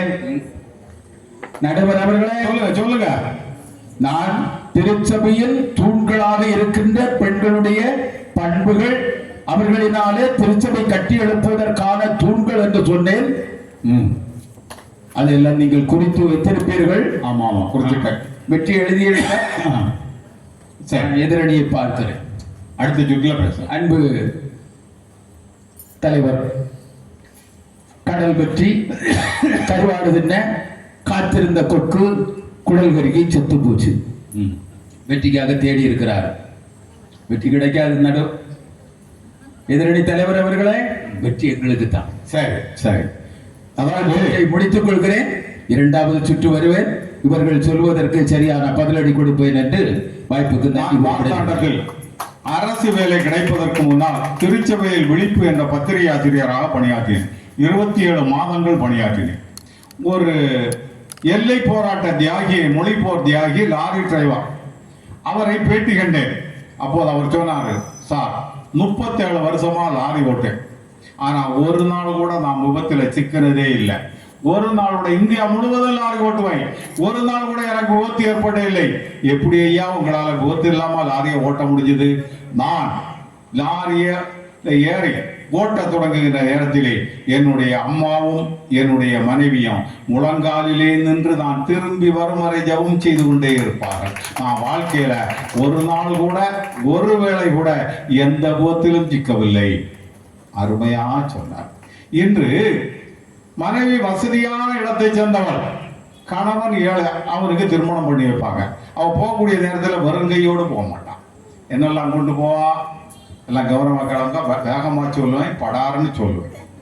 அன்று கண்ணவாசம் காலத்துல 6000 வரைக்கும், இன்று 60 லட்சம் வரைக்கும் அள்ளி வைக்கும் சீதனமும், ஆறுவண்டி சாமானும், அடுக்கி வைக்கும் பாத்திரமும், சொக்கவள்ளி பார்க்குடமும், ஜோதி மின்னு ரத்தினமும், பச்சரிசி மூட்டையுடன் பருப்போகை அத்தனையும், 8 கல் மூக்குத்தி, 7 பவுன் சங்கிலியும், கண்டசரம், தோடு, காப்பு, வைர மோதிரமும், கண்டாங்கி பட்டு வகை, காசியிலே நெய்தப்பட்டு மொத்தைகளை 10 வகை விரிச்சு வைக்க கம்பளமும், தேக்கு மரம் கடைந்து செய்து வைத்த பீரோவும், நெற்றிக்கு சுட்டி, இடுப்புக்கு ஒட்டியானம், நெல்சடைக்கு பதக்கம், கட்டையாய் சங்கிலி, கழுத்துக்கு வைரபவன் கணக்கில் ஆவரணங்கள், கண்ணுக்கு கண்ணாடி, மூக்குக்கு மூக்குத்தி, கைவிரல் மோதிரம், கால்விரல் மட்டி, தட்டை கொலுசு, மிக்சி கிரைண்டர் பெட்டி, அம்மி குளவி ஆட்டுக்கள் அத்தனையும் கொண்டு சென்று கணவனுடைய அந்தஸ்தை உயர்த்துபவள் பெண்தான்.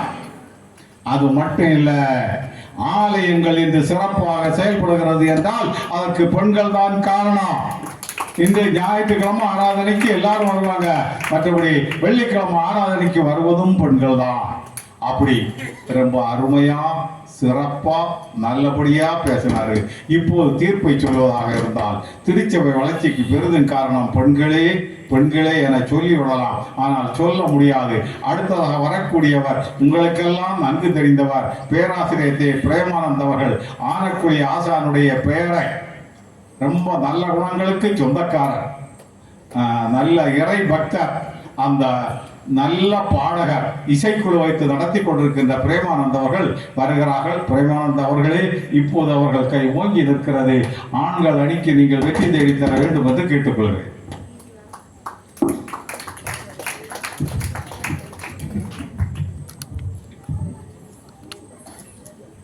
கொங்குமலை சாரலிலே, குளிர்மலையின் பாடலிலே, எங்கும் தலையாட்டும் இன்னமுத சோலையிலே, தங்க மதம் பறித்து இறைவாதம் சூட்டி விட்டு தொடங்குகின்றேன் என்னுரையை. சிறப்புக்குரிய எபனேசர் உத்தரன் திருச்சபை வலதளம்பள்ளத்திலே கிதியோன் வாலிபர் சங்க ஆண்டு விழாவை சீரும் சிறப்புமாக கொண்டாடி கொண்டிருக்கின்ற இந்த இனிய நேரத்திலே சிறப்பாக இத்திருச்சபையை வழிநடத்தி கொண்டிருக்கின்ற அன்புக்கும் பாசத்துக்கும் உரிய போதகர் அவர்களுக்கும், சிறப்பு விருந்தினராக கலந்து கொண்டிருக்கின்ற போதக பிதா அவர்களுக்கும், இந்த திருச்சபையை சிறப்பாக வழிநடத்தி வருகின்ற செயலர் மற்றும் நிர்வாகிகளுக்கும், வாலிபர் சங்கத்தினுடைய தலைவர், பொறுப்பாளர்கள், இங்கே இந்த நிகழ்ச்சியை கண்டுகளிக்க வந்திருக்கின்ற பெரியோர்கள், சிறியோர்கள் அத்தனை பேருக்கும் இந்த முதற்கண் வழக்கத்தை உரித்தாக்கிக் கொள்கின்றேன். குமரி முத்தமிழ் மன்றத்தாரின் சிறப்புக்குரிய பட்டிமன்றம், திருச்சபை வளர்ச்சிக்கு பெரிதும் துணை புரிவது ஆண்களா பெண்களா என்ற பட்டிமன்றத்துக்கு தலைமை பீடம் அலங்கரித்துக் கொண்டிருக்கின்ற மதிப்புக்கும் மரியாதைக்கும் உரிய தலைவர் முழங்குடியார், என்னுடைய தலைமை ஆசிரியர், குமரி முத்தமிழ் மன்றத்தின் முதுகெலும்பு, இலக்கிய மாமணி, இலக்கிய செம்மல், தமிழ் செம்மல் விருது பெற்ற ஐயா முழங்குடியார் அவர்களே, ஆண்களை என்று வாதாட வந்திருக்கின்ற என்னடி நண்பர் திரு சுரேந்திரன் சார் அவர்களே, இதுக்கு முன்னால இந்த கடுகு பொட்டுன மாதிரி கொஞ்சம் பொட்டிட்டு வெற்றி கிடைத்து விடும் என்று சொல்லி ஆனந்தத்துல பாருங்க அந்த முகத்தை, ஆனந்த தாண்டவாடம் ஆடிக்கொண்டிருக்கின்ற எதிர்கட்சி தலைவர் அவர்களே, அவருக்கு பக்கத்துல ஒருத்தர் உட்கார்ந்துருக்காரு பாருங்க, அவர் ஒருத்தரை பார்த்துருங்க நீங்க. இவரோட மேல அவர் வந்து நிறைய பொய் மூட்டைகளை அவிழ்த்து விடுவார். இதை பார்த்து நீங்கள் ஏமாற மாட்டீர்கள், நடுவர் ஏமாற மாட்டார்கள், ஏனென்றால் அவருக்கு தெரியும் நல்லா. அப்படிப்பட்ட இந்த பட்டிமன்றத்திலே திருச்சபை வளர்ச்சிக்கு பெரிதும் துணை புரிபவர்கள் ஆண்களை என்று வாதிட வந்திருக்கிறோம். இப்பொழுது எதிர்க்கட்சி தலைவருடைய ஒரு சில கருத்துக்களுக்கு பதில் சொல்ல இடையில வந்திருப்பேன், அவர் தடுமாறிடுவார், அதனாலதான் இப்ப வந்திருக்கேன். அழகாக சொன்னார்கள், ஆண்களுக்கு ஜெபம் பண்ண தெரியுமான்னு ஒரு கேள்வி. உடனே என்ன கைதட்டுங்க, பெண்கள் தான் ஜெபம் பண்ணுவாங்க, ஆண்களுக்கு ஜெபம் பண்ண தெரியாதுங்க. கிறிஸ்துக்கு பிரியமானவர்களே, தானியேலுடைய ஜெபம் தெரியுமா உங்களுக்கு? கொர்நேலியுடைய ஜெபம் தெரியுமா உங்களுக்கு? எலியாவின் ஜெபம் தெரியுமா உங்களுக்கு? ஜெபித்த போது வானத்திலிருந்து அக்கினி கீழே வந்தது. தானியேலுடைய ஜெபம் சிங்கங்களின் வாயை கட்டி போட்டது. இப்படி அடுக்கிக் கொண்டே செல்லலாம். இது மட்டுமா, எங்க ஆண் வர்க்கத்தை சற்று கேவலமாக சொல்லிவிட்டார்கள், இவர்களுக்கு ஜெபம் பண்ண தெரியாதுன்னு. திருமறையில் அழகாக சொல்லப்பட்டிருக்கிறது பரிசேய நாயக்காரனுடைய ஜெபம். இந்த பெண்கள் ஜெபித்துக் கொண்டிருப்பதெல்லாம் பரிசேயனுடைய ஜெபம். பெண்கள் ஜெபத்தை கேட்டு பாருங்க, 1 மணிக்கு ஜெபம் பண்ணுவாங்க. கடவுளே, நான் அதை செய்தேன், இதை செய்தேன், ஆலயத்துக்கு வந்தேன், அதை கொண்டு வந்தேன், இதை கொண்டு வந்தேன், அவரை ஆசீர்வதி, என் குடும்பத்தை ஆசீர்வதி, ஜெபம் நின்றுட்டே போகும்.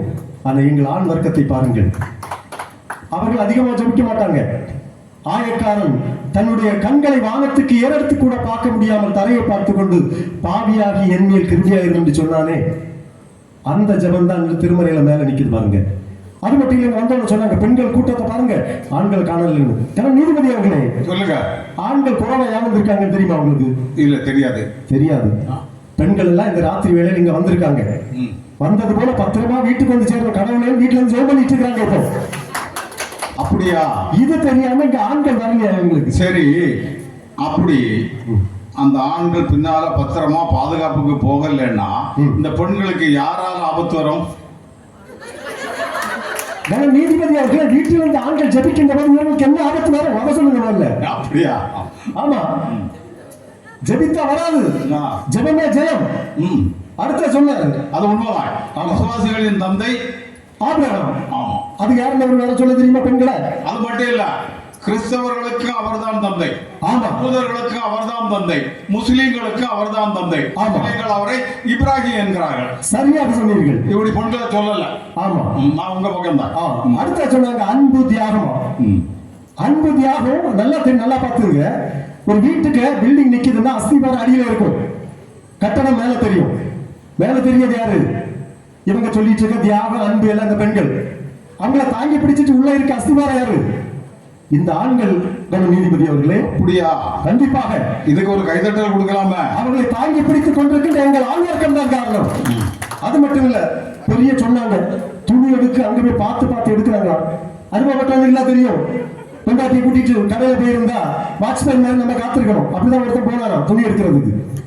மனைவி உள்ள எடுக்க மனைவி ஒரு ஏசியில உட்கார்ந்து இருந்தார், அப்படியே தூங்கிட்டார். காலையில் அந்த கடைக்காரன் வந்து, சார் எலும்பு டீயை கொண்டு கொடுத்தாராம். எழுப்பி பார்த்தா நேரம் விடிஞ்சிருக்கு. இவனுக்கு பயங்கர படபடப்பாகி போச்சு. ஐயோ, மனைவி காலையில் ஓடி மேல மாடிக்கு ஓடி போனா, மனைவி எங்க வச்சு அந்த கட்டை எடுத்து போடுங்க, இந்த கட்டை எடுத்து போடுங்கன்னு சொல்லிட்டு இருக்காங்களாம். ஆக இரவு முழுவதும் முயற்சி செய்த பிறகு துணி எடுக்க முடியல. அப்படியா? இவர் வாட்ச்மேன் டியூட்டியும் பார்த்துட்டு அங்க இருந்து தூங்கி எழுப்பி அவர் வந்தார். இதுதான் இன்னைக்கு ஆண்களுக்கு நிலைமை. உங்களுக்கு கல்யாணம் ஆயிட்டா? கல்யாணம் ஆயிட்டா? ஆயிட்டுன்னு நினைக்கிறேன். இல்ல, நீங்க எப்படி துணி எடுக்க கூட்டிட்டு போவீங்களா? எனக்கு அனுபவத்தை தான் நடுவர்களே சொல்லிட்டு இருக்கிறேன். சரி சரி. அது மட்டும் இல்ல, அந்த சின்ன பையனை பற்றி ரொம்ப தரக்குறவா சொல்லிட்டாங்க. எனக்கு ஷாக் ஆயிட்டேன். அந்த சின்ன பையன் உணவை கொடுக்காம வச்சுதான் இவங்க போய் எடுத்து பிடிங்கி கொண்டு வந்து எல்லாரும் கொடுத்தாங்களாம். ஏன்னா நீதிபதி அவர்கள் இன்னைக்கு நிறைய தாய்மார்கள் இருக்கிறாங்க. அவங்க பிள்ளைங்களை ஸ்கூலுக்கு அனுப்பி விடுறாங்க. விதவிதமா ஸ்நாக்ஸ் வச்சு நல்ல சாப்பாடெல்லாம் வச்சுட்டு என்ன சொல்லி அனுப்புவாங்க தெரியுமா? டேய், யாருக்கும் கொடுத்துடாத, இதை கேட்டு பாருங்க, இதை கொண்டு கொடுப்பாங்க ஃப்ரெண்ட்ஸுக்கு எல்லாம் சொல்லுவாங்க யாராவது. டேய், கஷ்டப்பட்டு அம்மா சமைச்சு உனக்காண்டி ஸ்பெஷலா வச்சிருக்கேன், எவ்வளவு கொடுத்துடாத. இப்படி சொல்பவர்கள் தான் பெண்கள். ஆனால் எங்க ஆண்கிட்ட கேட்டு பாருங்க, கொடுதா. ஆண்களை பாருங்க, நீதிபதி மூத்த பாருங்க. அவர்கள் எல்லாத்தையும் தானமாக கொடுப்பாங்க. அதனாலதான் இன்னைக்கு ஆண்கள் தியாகிகளாக இருக்கிறார்கள். ஆக இறக்க குணம் உள்ளவர்கள் ஆண்கள். ஆமா, திருமணம் நடக்கும் பாருங்க. திருமணம் நடக்கின்ற போது பொண்ணு போகும்போது அம்மா கட்டி பிடிச்சி ஒரே அழகா இருக்கும். எல்லாரும் இன்னைக்கு அம்மா தான் பாசம் அப்படின்னு சொல்லி இந்த தந்தை ஒரு ஓரமா நின்றுட்டு அந்த கண்ணீரை வெளியே வர விடாம அடக்கிட்டு அப்படி நிப்பார் பாருங்க, ஒரு மூச்சு விட்டுட்டு. ஆமா ஆமா, அதுதான் உள்ள இருக்கக்கூடிய பாசம். பெண்களுடைய பாசம் எல்லாம் கடல் அலை போல. அதாவது ஆண்களுக்கு அழுவதற்கு கூட உரிமை இல்லை. ஆமா, பொம்பளை சிரிச்சா போச்சு, புயல விரிச்சா போச்சு, ஆம்பளை அழுதா போச்சு, அப்பளம் நனைஞ்சா போச்சு, இப்படி பழமொழி எழுதி வச்சிருக்காங்க. கண்டிப்பா. அப்படிப்பட்ட எங்கள் ஆண் வர்க்கம் ஆழ்கடல் போன்ற ஆழமுள்ளவர்கள். தான்கான உலகத்தை தன்னுடைய மகன் பார்க்க வேண்டும் என்று சொல்லி தன்னுடைய தோளிலே தன்னுடைய குழந்தையை தூக்கி சுமப்பவர் தந்தை என நீதிபதி. ஆமா, தான் காணாத உலகத்தை தன் பிள்ளை காண வேண்டும் என்பதற்காக. சான் பிள்ளை ஆனாலும் ஆண் பிள்ளை. அப்படிப்பட்ட ஆண்கள் திருச்சபையின் வளர்ச்சிக்கு பேருதவியாக இருக்கிறார்கள். துணிவு அவர்களிடத்திலே உண்டு, அன்பு உண்டு, பாசம் உண்டு, பாதுகாப்பு உண்டு. நீதிபதி அவர்களை இயேசு கிறிஸ்து சீடர்களை தேர்ந்தெடுத்தார். உங்களுக்கு தெரியும் எத்தனை சீடர்கள் எடுத்தார்? 12 சீடர்கள். யார் பெண்கள் எடுத்தாரா? 12 ஆண் சீடர்களை தான் இயேசு கிறிஸ்து தேர்ந்தெடுத்தார். அதாவது 12 ஆண் சீடர்கள், அதுல யூதாஸ் காட்டி கொடுத்தார், பேதுரு மறுதலித்தார். அவர் சிறுவையில் அறையப்பட்ட போது மீதி எல்லாம் ஓடுனாங்க. ஆனா அந்த கல்லறையை தேடி பார்க்க போனதெல்லாம், இவரை பார்க்க போனதெல்லாம் பெண்கள் தான். நீதிபதி இரண்டாவது அடுத்த கட்டத்தில் 73 சீடர்கள். அந்த 72ஆம் கட்டம், அந்த 73 சீடர்கள் பெரும்பாலும் பெண்கள். நீதிபதி அவர்கள் நீங்க சொல்லுங்க, நாங்க மறக்கவில்லை. நம்ம தலைப்பண்ணது திருச்சபை வளர்ச்சிக்கு பெரிதும் காரணம். இவங்கள வளர்ச்சி காரணம் இல்லைன்னு நாங்க சொல்லலையே. ரெண்டையும் ஒரு தராசுல வச்சா யார் மேல அடிப்பா? வெயிட் யாருக்கு?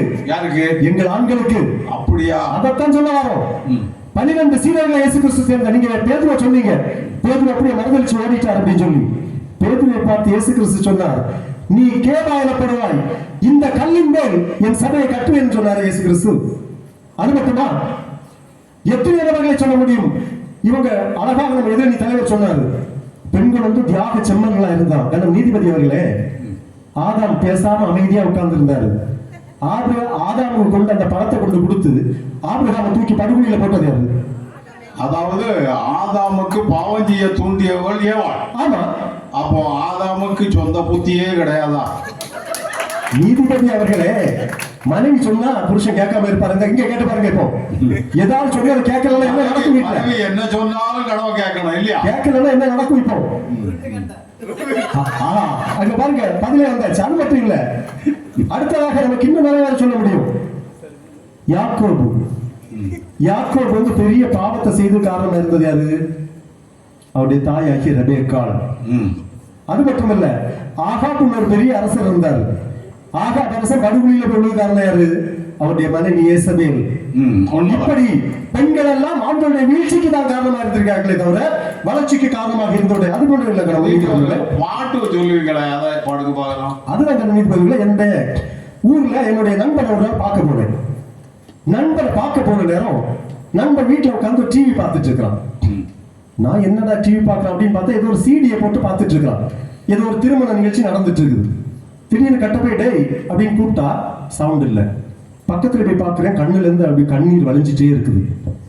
எனக்கு என்னடா இது, கண்ணுல கண்ணீர் இப்படி அழுது பார்க்கக்கூடிய அளவுக்கு என்ன சீரியல் அப்படின்னு பார்த்தா கல்யாண கேசட். கிட்ட போய் பார்த்தாதான் எனக்கு புரிஞ்சுது, அது அவனுக்கு கல்யாண கேசட்.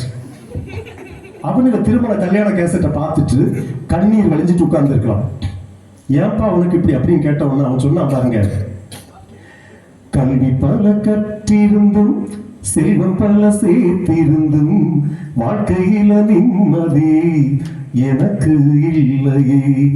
கல்வி பல கற்றிருந்தும் செல்வம் பல சேர்த்திருந்தும் வாழ்க்கையில நிம்மதி எனக்கு இல்லையே. மனைவி வந்து வாச்சைய உசுர எடுக்க, மனைவி வந்து வாச்சைய உசுர எடுக்க, அவ வந்த நாளில் இருந்து எந்த நிம்மதி போச்சு. கல்வி பல கற்றிருந்தும் செல்வம் பல சேர்த்திருந்தும் வாழ்க்கையில நிம்மதி எனக்கு இல்லையே. ராணி போல வீட்டிலே உயரமா இருப்பா, என்ன மட்டும் வேலைக்கார போல நடத்திடுவா. ராணி போல வீட்டினிலே உயரமா இருப்பா, என்ன மட்டும் வேலைக்கார போல நடத்திடுவா. என்ன சொல்ல என் நிலைமை இப்படியாகி போச்சே, என்ன சொல்ல என் நிலைமை இப்படியாகி போச்சே. எனக்கு வந்த நிலைமை வேறு யாருக்கும் வரக்கூடாது, எனக்கு வந்த நிலைமை வேறு யாருக்கும் வரக்கூடாது. கல்வி பல கற்றிருந்தும் செல்வம் பல சேர்த்திருந்தும் வாழ்க்கையில நிம்மதி எனக்கு இல்லையே. கணம் நீதிபதி அவர்களே, எப்படி சோகத்தில் ஆகி போனா பாருங்க. ஒரு படத்துல ஒரு சொல்லுவாங்க, இப்படி இருந்தா நான் இப்படி ஆகி போனேன். அதே மாதிரி நொந்து நூலாகி அவன் இருந்தான். அது மட்டும் கணம் நீதிபதிகளே, பெண்களை பற்றி பெருமையா சொன்னாங்களே. பையனுக்கு பொண்ணு பார்க்கும்போது படம் உங்களுக்கு தெரியும். பொண்ணு பார்க்கும்போது இப்போ தனக்கு மகளுக்கு பொண்ணு பார்க்கும்போது அவங்க என்ன விரும்புறாங்க தெரியுமா? மாமிமார்கள் என்ன விரும்புறாங்க? தனியான மணமகன் இருக்கணும், அவனுக்கு அக்கா தங்கச்சி இருக்க கூடாது. கேட்டு பாருங்க, இன்னைக்கு அக்கா தங்கச்சி கூட இருந்தா அந்த சம்பந்தம் வேண்டாம், அவன் தனியா இருக்கணும், தனி குடித்தனம் போகணும். அது மட்டும் இல்ல, குறிப்பா அவங்க வாழும்போது அவங்க கூட மாமியார் இருக்க கூடாது. இதை சொல்லுவது யாரு? இந்த டிமாண்ட பண்றது யாரு? பெண்கள் தான். இவங்க அம்மா அது ஒரு மாமியார் தான் மருமகனுக்கு. அதாவது அந்த காலத்துல மாப்பிள்ளைக்கு முன்னுங்க ஜாதக பொருத்தம் பார்த்தாங்க. இப்போ மாமியாருக்கு மருமகளுக்கு ஜாதக பொருத்தம் பார்க்க வேண்டியிருக்கு. சரியா சொன்னீங்க. மாமியாரை கூட பண்ணிக்கலாம், சமாளிக்கலாம். இந்த கணவனுக்கு ஒரு அக்கா தங்கச்சி இருப்பான், அவ பேரு நாத்தனா. வயதான பாட்டிமாரெல்லாம் நாத்தனான்னு சொல்லுவாங்க. அது உள்ளபடியே நல்ல தமிழ் வார்த்தை. வீட்டில் உள்ள விஷயங்களை 4 வீட்டுல சொல்லி நாத்தனா, அதனாலதான் அவன் நாத்தனான். சரியா சொன்னீங்க நீதிபதிகளே. இப்படி இருக்கவங்களே இந்த பெருந்த திருச்சபை வளர்ச்சி. அது மட்டும் இல்ல, அவர் நிறைய கதை சொல்லிட்டு இருந்தாரு, கேட்டீங்களா? நம்ம தலை பண்ணது திருச்சபையின் வளர்ச்சிக்கு பெரிதும் துணை புரிவர்கள். இதை விட்டுட்டு ஆதியிலிருந்தே தொடங்கியாச்சு, ஆதி ஆரம்பத்திலிருந்து தொடங்கி கதை சொன்னாங்க. நம்பாதீங்க அதையெல்லாம். நீதிபதி அவர்களே, நாங்கள் ஆணித்தரமாக சொல்கின்றோம், திருச்சபையின் வளர்ச்சிக்கு பெரிதும் காரணமாக இருப்பவர்கள் ஆண்களே. ஆதியிலே வார்த்தை இருந்தது, அந்த வார்த்தை தேவனிடத்தில் இருந்தது, அந்த வார்த்தை தேவனாய் இருந்தது என்று சொல்லி வேதத்தினுடைய திருஷ்டாந்தங்களை எல்லாம் இன்றைக்கு மக்களுக்கு சொல்லிக் கொண்டிருப்பது யார்? ஆண் வர்க்கம் இல்லையா? போதக பிதாக்கள் இல்லையா? இவர்களை எல்லாம் புறந்தள்ளி விட்டு திருச்சபை முன்னேற்றத்துக்கு பெண்கள் காரணம் என்று சொல்லிக் கொண்டிருக்கிறார் எதிரணி தலைவர் அவர்கள். விட்டுவிட முடியுமா? விடவே முடியாது. எனவே இந்த ஜோசப் ஒரு மாமனாரை பற்றி ஒருத்தி பாடுவாளையா, அது எப்படி? ஜோசப், என் பேரு ஜோசப் பொண்ணு. நீதிபதி அவர்களே, அது யோசேப் இல்ல. நீங்க சொன்ன போறதா எனக்கு ஞாபகம் வந்தது. அது எப்படின்னு சொன்னா, ஒரு ஊருக்குள்ளால மாமியார் மருமக இருந்தாங்க. இந்த மாமியார் மருமகளுக்கு நமக்கே தெரியும், மாமியார் மருமகளுக்கு என்ன வரும்? அடிக்கடி சண்டை வரும். ஒரு நாள் திடீர்னு சண்டை பெருசாகி போச்சு. பெருசான உடனே பயங்கரமான சண்டை. மாமியாரு ஒரு இட்லி தட்டையும் கையில எடுத்துட்டு ஒரு கரண்டி எடுத்தாச்சு. இன்னொருத்தி மறுபடிய சட்டுவத்தையும் ஒரு பிளேட்டையும் எடுத்தாச்சு. எடுத்துட்டு அப்படி நின்றுட்டு, இதுல ஈகோ பிரச்சனை, யார் பெரியவங்க அப்படின்னு. அப்ப அதை பார்த்துட்டு அவங்களுக்கு 60 வயசு, இவங்களுக்கு 20 வயசு. 60 வயசு சொல்லுது. என்ன சொன்னாங்க தெரியுமா? 60 வயசு மாமியார், என்ன பத்தி என்ன நினைச்சடி, அடியே நான் யாரு உனக்கு சொல்றேன்டி. என்ன பத்தி என்ன நினைச்சடி, அடியே நான் யாரு உனக்கு சொல்றேன்டி. என் தாத்தா பேரு தாமஸ், என் அப்பா பேரு ஆமோஸ், என் மாமா பேரு மார்க்கோஸ், உனக்கு தெரியுமா? என்ன நீ அடிக்கத்தான் கரண்டிய எடுத்தியே, உன்னைய வீட்டை விட்டு துரத்தாம விட மாட்டேன். இது யார் சொன்னது? மாமியார். இன்னையோட மகன் வரட்டு, உன்னை வீட்டை விட்டு விரட்டிதான் அப்படின்னு. 60 வயசு இப்படி சொன்னா 20 வயசு சும்மா இருக்குமா? அவ சொல்றா பாருங்க, என் புருஷன் வந்த உடனே உனக்கு நான் வைக்கிற வெட்டு, அடியே என் புருஷன் வந்த உடனே உனக்கு நான் வைக்கிற வெட்டு. இன்னைக்கு நான் உன்னைய முதியோர்ல அனுப்புற, முடிஞ்ச தடுத்து பாருடி என் மாமியார. இன்னைக்கு நான் உன்னைய முதியோர்ல அனுப்புற, முடிஞ்ச தடுத்து பாருடி என் மாமியார.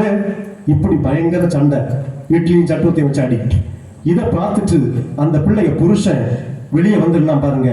வெளியே வந்துட்டு அவன் சொல்றான், ஏன் இந்த பாடுகள் எனக்கு, எல்லாமே என் தலை எழுத்து.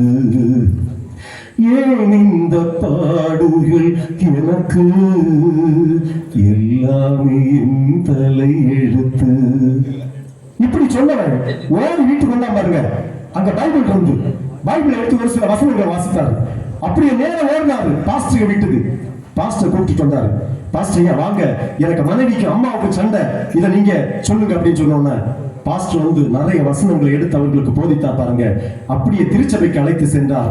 அந்த குடும்பம் ஒன்றாகியது, திருச்சபை இணைந்தார்கள், திருச்சபை வளர்ச்சி பெற்றது, வாழ்வு பெற்றது.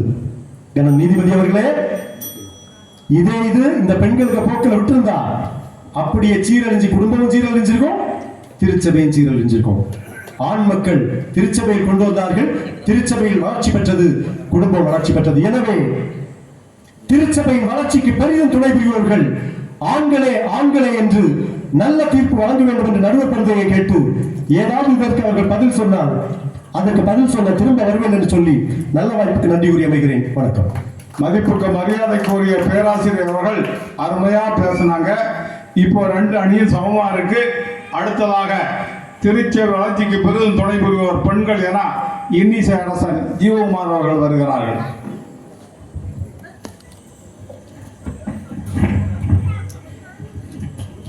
தாயின் கருவில் நான் உருவாகும் முன்னரே என்னை அறிந்து இன்று வரை தேற்றி வரும் என் அன்பு தெய்வமே உன் திருப்பாதம் தொட்டு வணங்கி தூங்குகிறேன். எங்களை எல்லாம் பேச வைத்து மேடைகளில் பேச வைத்து அழகு பார்த்து எங்களை ரசித்து பார்த்து எங்கள் நிறைகுறைகளை பாராட்டி சீராட்டி கொண்டிருக்கின்ற பெரும் மதிப்புக்குரிய நடுவர்களே, ரொம்ப ஐஸ் வைக்காதுங்க. இல்ல உண்மையை சொல்றேன். தலைப்பு பாருங்க. பாழாகி போக வேண்டிய எங்களை இப்படி கூட்டிட்டு வந்து எங்களை உலகத்துக்கு அறிமுகப்படுத்தி மைக்கு தந்து பேச வச்சு இன்னைக்கு ஒரு நிலையில கொண்டது நீங்க தான். அதுல எந்த மாற்றமும் இல்லை. நான் எந்த இடத்துல வேணாலும் சொல்லுவேன். அதுக்கு உதாரணம் என்னுடைய திருமணம். நீங்க பாத்தீங்கன்னா தெரியும். அதாவது யாருக்கும் அப்படி சிறப்பாக ஒரு வாழ்த்தரங்கம் அமைந்ததே கிடையாது. கூட்டம்னா நீசத்தனமான கூட்டம், மழைன்னா அவ்வளவு நீட்டம், ஒரு நாள் கூட வெளியே போகல. அந்த அளவுக்கு உங்களுடைய வாழ்த்தரங்கம் கேட்டாங்க. நீங்க சொன்னது மாதிரியே அன்னை தெரசாவை போன்ற ஒரு மகளும் அன்னைக்கு பேசி எனக்கு மறக்கல. அதான் சொல்றாங்க, விவேகானந்தரை போல ஒரு பையன் அப்படின்னு சொன்னீங்க. அதே மாதிரி எனக்கு 2 பிள்ளைங்க கிடைச்சிருக்காங்க. இது உங்களுடைய ஆசீர்வாதம். அதற்காக உங்களுக்கு நன்றியை தெரிவித்துக் கொள்கிறேன். அதுக்காக வந்து அனைவருக்கும் வணக்கம். சாரி டைம் இல்லை. இவங்க சொல்றதுக்கெல்லாம் நான் ஒத்துக்க மாட்டேன். சரியா? இங்க பாருங்க, 2 பேரை பாருங்க, கொஞ்சமாவது முடி இருக்கா, என்ன பாடுபட்டிருக்காங்கன்னு பாத்துருங்க. குடும்பம் நடத்த தெரியணும்யா. முதல்ல குடும்பம் நடத்த தெரியும். பெண்களை எப்படி சமாளிக்கணும்னு தெரியணும். அப்படியா? ஆமா, சொன்ன அந்த பெண்கள் தனக்காக ஜெபிப்பார்கள், உண்மை. அவங்களுக்கு தெரிஞ்சதெல்லாம் அவங்களுடைய உலகம். எந்த பெண்ணை வேணாலும் கேட்டு பாருங்க, உலகம் அவளுடைய கணவன் பிள்ளைகள், சரிதானே? ஆனா இவங்க உலகம் அது இல்ல. காலையில சொல்லிட்டு இருப்பாங்க, எங்க கேட்டீங்களா? ஒரு நாளைக்கு முன்னாடியே தொடங்கும், சீனி இல்ல கேட்காது காதுல. பக்கத்து வீட்டுக்கார கேப்பா, டேய் உனக்கு மாப்பிள்ள இருக்காரு, எனக்கு சீனி இல்ல. அடுத்த செகண்ட் பைக்கு பறக்கும். உண்மைதானே? ஏன்னா இவங்க உலகம் வெளியில இருக்குது, அவங்க உலகம் மனைவி, கணவர், குழந்தைகள். அது அவங்களுக்கு தெரியும். நீங்க ஏவாளை பாருங்க, ஏவாளை குறை சொன்னாங்க. ஏவாளை நான் தப்பு சொல்ல மாட்டேன். ஏன்னா சொல்லுச்சு, கடவுளை போல் ஆவீர்கள். அவ பார்த்தா, ஐயோ நான் மட்டும் சரி வராது, எனக்கு மாப்பிள்ள ஆகணும், சேர்த்து விட்டாயா சப்பா. சரி, நான் தேவைச்சு படிச்சவங்க நிறைய இருக்கிறீங்க, சரி விடும். அதுல வந்து நான் குறைச்ச மாட்டேன். எங்க வீட்டுல நடந்த சம்பவம் ஏமாளிச்சது சரியா? சரின்னு நான் சொல்ல வரல, அவளுக்கு சிந்தனை சரின்னு சொல்ல வந்தேன். கடவுளை போல நான் மட்டும் இல்ல, எனக்கு வீட்டுக்காரர் ஆகணும்னு நினைச்சேன். அடுத்து பாருங்க, எங்க வீட்டுல பையன் கிட்டார் வாசிச்சுட்டு இருக்கான். பாருங்க பெண்கள் எவ்வளவு ஷார்ப்பு, எவ்வளவு கிளியர் பாருங்க. கரண்ட் அடிக்குது, சரியா? எர்த்து ப்ராப்ளம், கரண்ட் அடிக்குது. நான் நல்ல எர்த்து போடுறது, ஆனால் அடிக்குது. அப்படி அவங்க நான் வைக்கிறான், நான் அப்படியே நிற்கிறேன். என் ஒய்ஃப் ஓடி போய் என்ன இந்த மெயின் சுவிட்ச் ஆஃப் பண்ணலாம். கையை பார்க்கிறேன், கையெல்லாம் கிழிச்சிருக்கு. நல்ல வேலை தப்புனா. பெண்கள் எவ்வளவு புத்திசாலிகள், அவங்க நடத்த தெரியணும். பெண்கள் புத்திசாலிகள். ஆமா, ஆண்களும் புத்திசாலிகள் தான். அதை விட அதிகமான புத்திசாலிகள் பெண்கள், சரியா? ஏன்னா அந்த தக்க நேரத்தில் பாசம்ங்கிறது, நீங்க பாருங்க, ஒரு கோழி இருக்குல்ல, அடகோழி இல்லைன்னா குட்டி போட்ட நாய், பக்கத்துல போய் பாருங்க தெரியும். தாய் பாசம், அந்த எதுக்காக ஓடுது? எனக்கு குழந்தைய காப்பாற்றணும். அவ்வளவு ஒரு அப்படிப்பட்டவர்கள் தங்களை குழந்தையை காப்பாத்துறாங்க, குழந்தையை பெற்று வளர்த்து ஆளாக்கி திருச்சபை கொடுக்குறாங்க, திருச்சபை வளருது, குடும்பம் வளர்ந்தால கோலி ஃபேமிலி ஜாலியாக சர்ச்சு போனாங்க. சர்ச்சு போனப்ப இயேசு சாமி மிஸ் ஆனாங்க. கண்ணு கலந்துச்சான், ஜோசப் இதயம் வலிச்சுதான். மேரி கண்ணு கலந்துச்சான், ஜோசப் இதயம் வலிச்சுதான். அழுதுகிட்டே அங்கும் இங்கும் தேடி போனாங்க. மிஸ் ஆன இயேசு சாமியை சர்ச்சில் கண்டாங்க. எனவே ஆபிரகாமிட என்னுடைய பார்வையில உயர்ந்தது யாருன்னா மனைவி சாராள் தான். ஆகார் என்றவளை கொடுத்தார். இல்ல மகனை பலிபீடத்துக்கு அனுப்பக்கூடிய நேரத்தில் கூட அவங்க தடுக்கல. அதான் சொல்ல வரேன். நான் வந்து எந்த நம்ம விடுவோமா ஆபிரகாமை நம்ம போற்றுறோம். அது இவர் சொன்ன மாதிரி நம்ம ஆண் வர்க்கம் செஞ்ச அநியாயம், பெண் வர்க்கத்தை பார்க்கவே இல்லை. அடுத்து பாத்தீங்கன்னா இன்னும் நேரம் சொல்லிட்டு போலாம். அடுத்து பாருங்க, அடுத்து சொன்னார் சாரி செலக்ஷன் சொன்னார். சாரி எடுக்க போக தெரியணும், பொண்டாட்டியை கூட்டிட்டு எப்படி துணி கடைக்கு போகணும்னு தெரியணும்.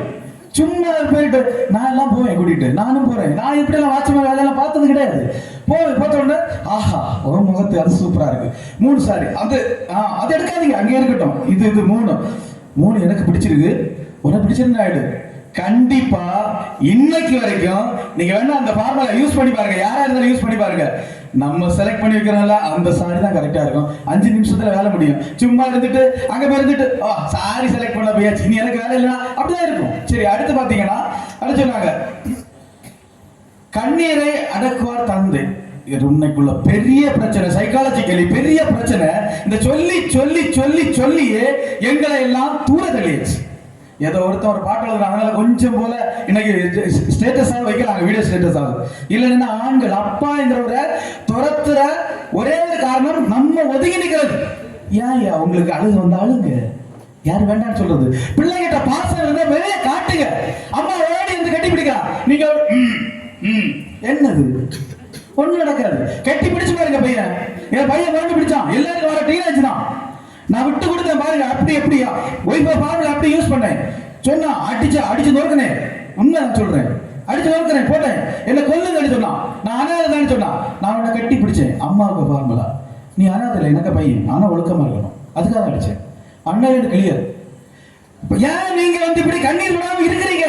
அழுங்க, அவனு கூட சேர்ந்து அழுங்க, ஒண்ணும் இல்ல, பாசத்தை வெளியே காட்டுங்க. அடுத்து நிறைய சொன்னாங்க, இன்னும் சீடர்களை தெரிந்து, அது நீங்களே சொன்னீங்க, சீடர்களை தெரிஞ்சது கடைசியில் ஒரு ஆள் கூட இல்லை, லேடிஸ் மட்டும் தான் உண்டு.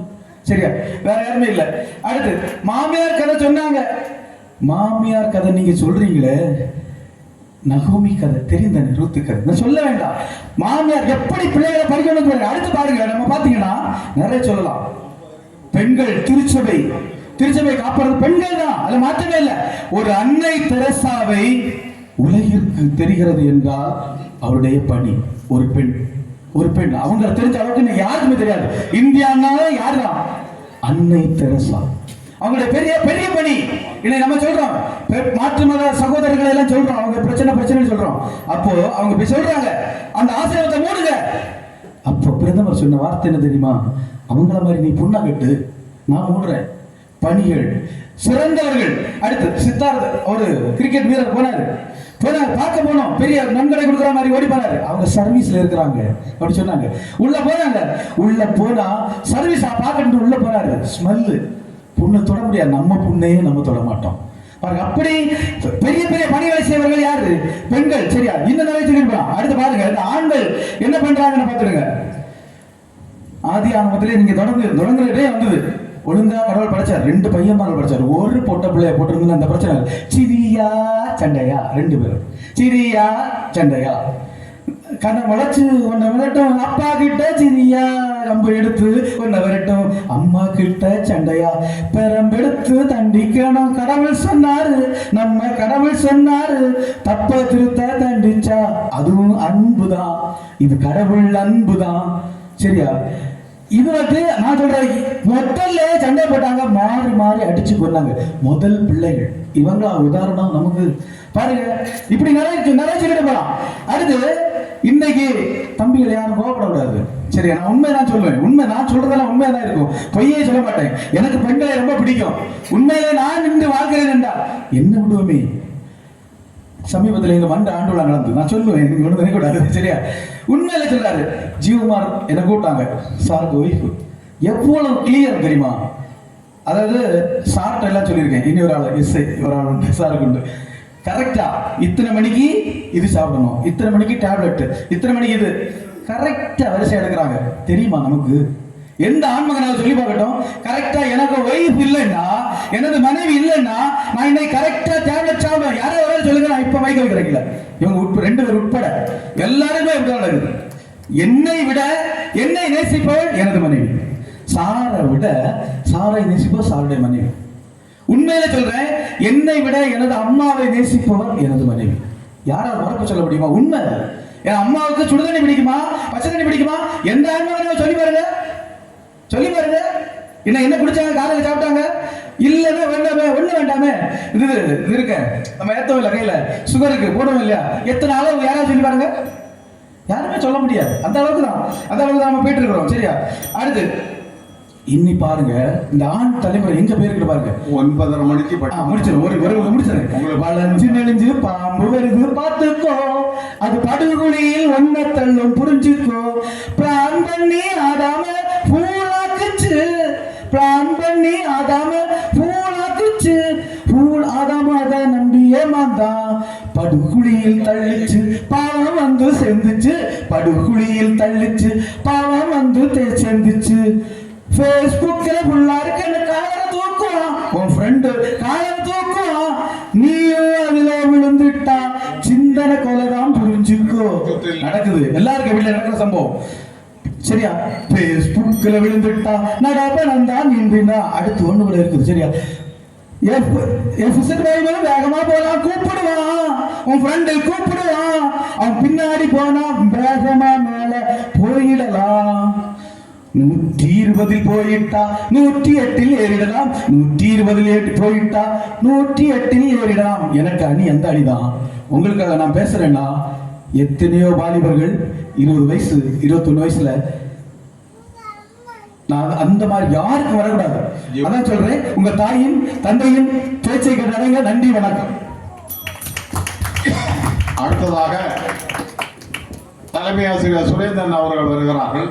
10 நிமிடம். 9 முடிக்கணும்.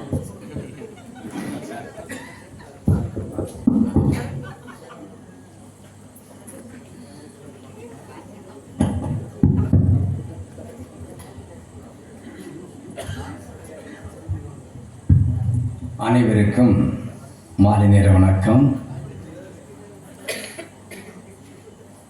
ஏனென்றால் இந்த பட்டிமன்றத்தை சீரும் சிறப்போடு நடந்து கொண்டிருக்கின்ற உண்மையாகவே வாலிபர் சங்கத்திற்கு நன்றி. ஆனாலும் இந்த நிகழ்ச்சிகளை தலைமை தாங்கி கொண்டிருக்கின்ற அருமைக்கும் பெருமைக்கும் பாசத்துக்குரிய அன்பின் நீதிபதியாக நாங்கள் வழங்கிக் கொண்டிருக்கின்றோம். ஏனென்றால் இன்றைக்கு நீதி தவறுவார் என்ற எண்ணம் எனக்கு பயமும் இருக்கின்றன. வரும்போது பெண்கள் அணியே என்று சொல்லுகின்ற பால்ராஜ் அவருடைய பைக்கில் தான் ஏறிவிட்டார். பாவி மனுஷன் அவரை மனம் திரும்பி விட்டுட்டான். என்னவோ தெரியல, தீர்ப்பு சொல்லல, ஒன்றை கொண்டு விட மட்டும் மிரட்டிட்டாரு. பேசிக்கொண்டே இருக்காங்க. அது ஒண்ணு. அடுத்து எதிரணியில் இருக்கின்றவர் இங்கே ஏதோ ஒரு பாட்டை பாடி எல்லோரும் அமைக்கி விட்டு கடந்து விட்டார். வெற்றி எங்களுக்குத்தான், ஏனென்றால் அவர்களுக்கு தெரியும் எங்களுக்கு தான் வெற்றி அப்படி என்று பாதை விட்டு இருக்கின்றார். உண்மையாகவே திருச்சபை வளர்ச்சிக்கு பெரிதும் பெரிதும் துணை நிற்பவர்கள் ஆண்களே ஆண்களே ஆண்களே. அதற்கான ஆதாரங்கள் நிறைய வைத்திருக்கின்றேன். ஏனென்றால் வேத வசனத்தை நீங்கள் புரட்டி பார்க்கின்ற போது நான் வாசிக்கின்றேன். பவுல் அழகாகவே சொல்லி இருக்கின்றார் திருச்சபைகளுக்கு, வாசியுங்கள் பைபிள் இருந்தவர்கள். 1 கொரிந்தியர் 14ஆம் அதிகாரம். சபைகளில் உங்கள் ஸ்திரீகள் பேசாமல் இருக்க கடவார்கள். பேசும்படி அவருக்கு உத்தரவே இல்லை, அவர்கள் அமர்ந்திருக்க வேண்டும். வேதம் அப்படியே சொல்லுகிறது. கீழே 35ஆம் வசனம் சொல்லுகிறது, அவர்கள் ஒரு காரியத்தை கற்றுக்கொள்ள விரும்பினால் வீட்டில் தங்கள் புருஷரோடு சேர்ந்து விசாரித்து அவர்கள் பேச கடவன். சபையிலே வேதம் சொல்லுகின்றது, நாங்கள் சொல்லவில்லை. அங்கே 2 பேர் வந்து காசு வாங்கி கொண்டு பஜனை பாடி கொண்டு சென்று விட்டார்களே, அவர்கள் அல்ல. வேதம் வசனம் கூறுகின்றது, என்னை பெற்றதும் தாய், எனக்கு துணையாக நின்று இந்த வசனங்கள் எல்லாம் எடுத்து தந்ததுமே என் மனைவி தான். அவளும் பெண் தான், பெண்களை நான் குற்றம் சொல்லவில்லை. என் மனைவி தான் இந்த வசனங்கள் எல்லாம் புரட்டி கொடுத்தான். காரணம் திருச்ச வளர்ச்சிக்கு பெரிதும் காரணம் பெண்களை என நீங்களே சொல்கிறீர்கள். இல்லை, வேத வசனம் சொல்லுகிறது, அதை சுட்டி காட்டுங்கள். அதுவும் உங்க மனைவி தான் சுட்டி காட்ட வேண்டிய வேத வசனம். சபைகள் பாருங்கள், பெண்கள் பேசாதிருக்க கடவுள் என்று சொல்லுகிறது. நான் பெருமைப்படுவதில்லை, அவர்கள் எல்லாரும் ஜெபித்தார் என்று சொன்னார்கள் அல்லவா? யார் ஜெபித்தார்கள்? பட்டியலாக நான் சொல்லுகின்றேன், எழுதி வைத்துக் கொண்டிருக்கின்றேன். நூற்றுக்கணக்கான மிஷினர்கள் வாழ்ந்தார்கள் அல்லவா? கிபி என்று பிரிக்கின்ற போது நம்முடைய முதலாக மிஷினரி வந்தது யார்? தோமா. கிமு 1072 வந்து இங்க ஊழியங்களை செய்து 1ஆம் நூற்றாண்டு செய்திருக்கின்றார் அல்லவா? அங்கே பின்னணி பார்க்கின்ற போது புனித பேதுரு 67 வந்திருக்கின்றார், யாக்கோபு 47 வந்திருக்கின்றார், பர்த்தலோமேயு 68, அந்திரேயா 70, யோவான் 101, கானேனியா சீமோன் 104, ஆஸ்டின் மார்ட்டின் 160, மத்தேயா 80, லூக்கா 84, பர்னபா, யாக்கோபு பட்டியல் போட்டு சொன்னார் 110 பேர் இருக்கின்றார். கடைசியாக சொல்லுகின்றேன் 1712 75 வரை தேவ சகாயம் பிள்ளை. இவர்கள் எல்லாம் இந்த இடத்திலே ஊழியம் செய்திருக்கின்றார்கள். எல்லாம் பெண்கள் பட்டியல் இவர்கள் எங்கே போட முடியும்? வேதத்தை புரட்டி பாருங்க, எத்தனை சீசர்கள் இருந்தார்கள். அவர்கள் சொல்கின்றார்கள் பெண்களும் பங்கு இருந்தது இல்லை என்று நான் சொல்லவில்லை. ஆனாலும் அதிகமான பங்கு செலுத்தியவர்கள், அதிகமான சபைக்காக, திருச்சபைக்காக, ஊழியத்திற்கு அதிக பங்கு அளித்தவர்கள் ஆண்கள் தான். போதகரை பற்றி பாருங்கள், எத்தனை போதகர்கள், எத்தனை மாணவர்களை மனம் திரும்ப வைத்திருக்கின்றார்கள். இங்கே வாலிபர் சங்கம் இருக்கிறது அல்லவா? வாலிபர் சங்கருக்கு ஆலோசனை கூறுகிறது யார்? பெண்களா? அந்த வாலிபர்கள் சமுதாயம் இன்றைக்கு மதுவுக்கும் கெட்டு போகாமல் இருப்பதற்கு சமுதாயத்தை கட்டி காக்கின்றவர்கள் போதகர் ஆண்கள் தான். பாருங்கள், அழகாக பாடிவிட்டார்கள் பெண்களை பற்றி. பெண்களுடைய திறமைகளை பாடுகின்றார்கள். இல்லை, வேத வசனங்களோடு, வேத வசன ஆராயத்தோடு சொல்ல வேண்டும். முதலாக அந்த பாவம் செய்த நினைத்தது யார்? ஆனா பெண்ணா? இன்றைக்கும் அது சாபமாக இருக்கின்றன. இன்னைக்கு எங்கே? அன்றைக்கு சாத்தான் பெண் வடிவத்தில் வந்தார், பெண் சாத்தான் பாம்பு வடிவாக வந்தார். இன்றைக்கு யார் வடிவத்தில்? மாமியார் மருமகள் வடிவத்தில் இன்று உலாவிக் கொண்டிருக்கின்றார்கள். தலைவர்கள் இங்கே கேளுங்கள், அங்கே இயலாதீர்கள், பக்கத்தை சாய்ந்து விடாதீர்கள். ஒன்று மட்டும் சொல்லுகிறேன், நடந்த நிகழ்வு. நான் என்னிடத்தில் மும்பராய் இருந்த போது பாருங்கள், அங்கே 2 பெண்கள் சண்டை போட்டார்கள். சண்டை போடுவதற்கு மும்பரே வாருங்கள், நியாயம் பேசுங்கள் என்று சொல்லுகின்ற போது சண்டை, சச்சுரவான சண்டைகள், பயங்கரமான சண்டைகள், வார்த்தைகள் அள்ளி விட்டார்கள். ஒன்றும் பேச முடியவில்லை. உங்க முன்னில, என் முன்னிலை அவர்கள் மாறி பேர், என்னை பேசவில்லை. ஆண்கள் சண்டை போடவே மாட்டாங்க. சண்டை போடுவாங்க. 2 பொம்பளைகளும் சண்டை போட்டுட்டு எங்க ஓடுறாங்க தெரியுமா? திருச்சபைக்கு ஓடுறாங்க. நானும் பின்னால ஓடுனேன். திருச்சபையில போனா அங்க புருஷனை கிண்டி விடுறாங்க. அம்மா வந்துட்டா. இன்னைக்கு பிரச்சனைகளுக்கு, சபைகளிலே பிரச்சனைகளுக்கு ஆணித்தரமா இருப்பவர் பெண்கள் தான். ஆனால் வளர்ச்சி வருகின்ற போது, சபை வளர்ச்சி வருகின்ற போது ஆணித்தரமாக எத்தனை பேர்கள் ஜெபம் பண்ணி இருக்கின்றார்கள். ஜெபமே ஜெயம், ஜெபித்தால் தான் வெற்றி என்று இருக்கின்றார்கள். வாலிபர்கள் சகோதரர்கள் அப்படிப்பட்ட சகோதரர்களை உருவாக்கினார். எத்தனை ஊழியர்கள் பட்டியல் போட்டு சொல்ல முடியும். அதான் பாருங்கள், எனக்கு தெரிந்த தேவசாக பிள்ளையை பாருங்கள், 1972 அவர் பாடுகின்ற பாடலை பாருங்கள். அந்த பாடல் கூட அவர் ஆண்டவருக்காக தன்னை ஒப்பு கொடுக்கின்றார். தன்னை ஒப்பு கொடுத்தது போர்கள் அவர் பாடினவர், ஊற்று தண்ணீரே எந்த தேவாவியே, ஜீவநதியே என்னில் பொங்கி வா, ஊற்று தண்ணீரே எந்த தேவாவியே, ஜீவநதியே என்னில் பொங்கி வா, ஆசீர்வாதியும் என் நேசகர்த்தரே, ஆசீர்வாதியும் என் நேசகர்த்தரே, ஆவியின் வரங்களினால் என்னை நிரப்பும், ஆவியின் வரங்களினால் என்னை நிரப்பும். இன்னைக்கு பாருங்கள், தோமா நம்முடைய வேதநாயக பிள்ளையுடைய பேர் குமரி மாவட்டத்தில் ஒரு சாட்சியாக இருக்கின்றன. ஆண்டவருக்காக தன்னை அர்ப்பணம் செய்தவர்கள் எத்தனை பெண்கள் ஆண்டவருக்காக அர்ப்பணம் செய்தார்கள்? பட்டியல் போட்டு சொல்லுங்கள். கர்த்தருடைய நாம மகிமையடைய வேண்டால், சாட்சியாக எழும்ப வேண்டும் என்றால், இன்னைக்கு அநேகவர் ஆண்களே ஆண்களே ஆண்களே, திருச்சபை வளர்ச்சிக்கு துணையாக நிற்பவர்கள், தூணாக நிற்கின்றவர்கள், வைராக்கியமாக இருக்கின்றவர்கள் ஆண்கள் தான். பெண்கள் இல்லை என்று சொல்லவில்லை, பெண்களும் இருக்கின்றார்கள். இந்த ஆலயத்துக்கு ஒழுங்கா போகக்கூடியது யாரு? ஆலயத்தில் போகக்கூடியவர்கள் ஆண்கள் இருக்கின்றார்கள். ஒரு சில சபையில் பெண்கள் இருக்க வேதத்தில் சொல்லப்படுகின்றன. பெண்களை பற்றி எங்கே 5 அப்பவும் இந்த மீன்கள் சாப்பிட்டது 5000 புருஷர்கள் சொல்லப்படுகின்றார்கள். 5000 புருஷர்கள் சொல்லப்பட்டிருக்கின்றார்கள். வைராக்கியமா இருந்தார்கள். இங்கே பாருங்கள், எங்க வாலிபர் சங்கம் தான் அதிகமா இருக்காங்க.